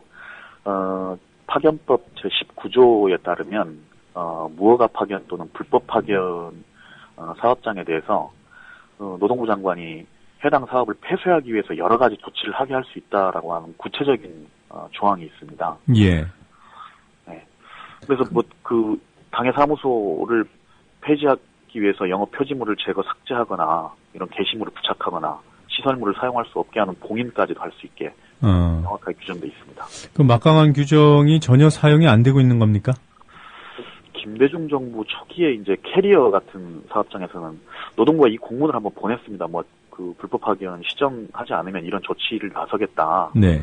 라고 하니까 곧바로 캐리어가 2년 이상 근속한 사내하청 노동자들을 정규직으로 전환한 적이 있습니다. 네. 그런데 그 이후로 10여 년 동안 단 한 번도 사용을 하지 않고 있습니다. 자, 이 불법 파견으로 법을 어긴 회사, 그리고 또 대법원 판결도 수용하지 않으려는 회사, 예. 이런 현실을 바로잡지 못하는 정부가 사실 뭐 정교조에 대해서는 예. 법의 노조를 만들겠다 예. 이러고 있지 않습니까? 이 법 집행에 일관성이 있는 것인지 뭐 의문이 드는데요. 예. 어떻게 생각하십니까? 완전히 고용노동부나 박근혜 정부의 이중잣대를 보여주는 사례라고 생각하는데요. 예. 정교조를 법의 노조로 만들겠다는 거는 노동조합법이나 교원노조법에 근거가 없고요. 오직 노조법 시행령 구조에 입각한 그 행정처분인데요. 예. 그 시행령 본법에 근거가 없습니다. 이것도 이제 군사독재 시절에 노조 해산명령권이라고 하는 말도 안 되는 조항이 있었는데 이게 87년 대투쟁으로 삭제됐는데 네. 88년에 노태우 정부가 슬그머니 시행령에다가 이런 법의 노조로 만들 수 있는 조항을 하나 끼워 붙였는데요. 이런 거 가지고 노동부 장관이 6만 명에 달하는 노동조합 하나를 불법으로 만드는 막강한 권한을 행사하는데 예. 파견법 19조의 본법에 명시된 이런 권한은 전혀 일체 사용할 수 없다고 하는 거는 이거는 그야말로 이중잣대가 아닌가. 사용자를 위해서는 권한을 사용해도 노동자나 노동조합을 위해서는 권한을 사용할 수 없다라는 얘기가 아닌가라고 볼 수밖에 없습니다. 네. 자, 끝으로 그동안 대법원에서 불법 파견과 관련해서 내린 중요한 판결들 예. 좀 정리를 해주시면 좋겠어요. 이게 듣는 청취자분들께서 불법 파견에 관한 문제는 비정규직 노동자들의 일방적인 주장이 아니냐 이렇게 오해하시는 경우들이 있거든요. 예. 파견법이 만들어지고 나서 사실은 파견법의 명시적인 규정은 파견 기간 2년이 지나서도 계속 사용할 경우에는 원청업체가 직접 고용하도록 한다라고 하는 고용 의제 고용 간주 조항이 있었습니다. 예. 그런데 이제 불법 파견에도 이것이 적용되느냐라고 하는 건 사실 어찌 보면 국민의 법 상식으로 보면 합법 파견에도 이게 적용이 되는데 불법 파견은 더더욱 강력하게 적용돼야 된다. 네. 하는 것인데요. 근데 그게 법원에서 계속 인정이 잘 안 되오다가 최초로 2008년에 예스코라고 하는 도시가스 공급업체인데요. 네. 여기 불법 파견 사건에 대해서 대법원이 불법 파견을 확인하고 여기에도 고용 간주 조항이 적용된다라고 하는 최초의 판결을 내리게 됩니다. 네. 그리고 그 이후에 이제 주요한 불법 파견 대법원까지 가서 판결이 확정된 사업장은 주지하다시피 현대차 사건이 있고요. 네. 그리고 앞서 사례로 들었던 한국 GM 사건도 있고요. 네. 그리고 금호타이어 그 사내하청에 대해서도 대법원이 불법 파견으로 판정한 사례가 있습니다. 예. 일단 제가 알기로는 이 정도가 있고요. 그래서 웬만한 제조 대기업에는 거의 이제 불법 파견을 인정하고 있는 추세가 아닌가 그렇게 보여집니다. 네, 지금 문제는 법원의 판결은 이렇게 나오는데 사측이 수용하지 않고 또 그 사측이 수용하지 않을 수 있는 토대를 정부가 앞장서서 제공해주고 있다 이렇게 보시는 거죠. 예. 뭐 모든 걸 다 대법원까지 다 끌고 가려고 하니까요. 예. 그래서 사실 일반적인 시민들 입장에서 머리띠 두르고 구호 외치고 시위하고 하면은 보기 불편해하시는 분들이 좀 있어요, 사실은. 예. 네, 그런 분들이 왜 비정규직 노동자들은 저렇게 문제를 일으키고 시끄럽게 하냐, 뭐 이럴 수 있는데 예. 법원은 비정규직 노동자들의 불법 파견에 대해서 비교적 공정한 판결을 내리고 있고 다만 그것이 현실에 반영되지 않고 있다는 점을 다시 한번 강조해서 말씀을 드리겠습니다. 예. 자, 오늘도 말씀 잘 들었고요. 우리 또 4주 후에 뵈어야 될 것 같아요. 예. 네. 항상 관심 가져주셔서 감사합니다. 별 말씀을요. 네, 고맙습니다. 네. 오민규 정책위원이었습니다. 자, 뉴스바 마칠 시간입니다. 퀴즈 정답 말씀드리겠습니다. 박근혜 대통령이 어제 경찰의 날을 맞아 4대학 근절을 요구했지요. 박 대통령이 꼽은 4대학에 포함되지 않는 것을 고르라는 문제였습니다. 정답은 4번 부정선거였습니다. 자, 오늘 뉴스바 문 여기서 닫도록 하겠습니다. 저는 내일 아침 7시에 찾아오겠습니다. 뉴스바 바텐더 노종면이었습니다.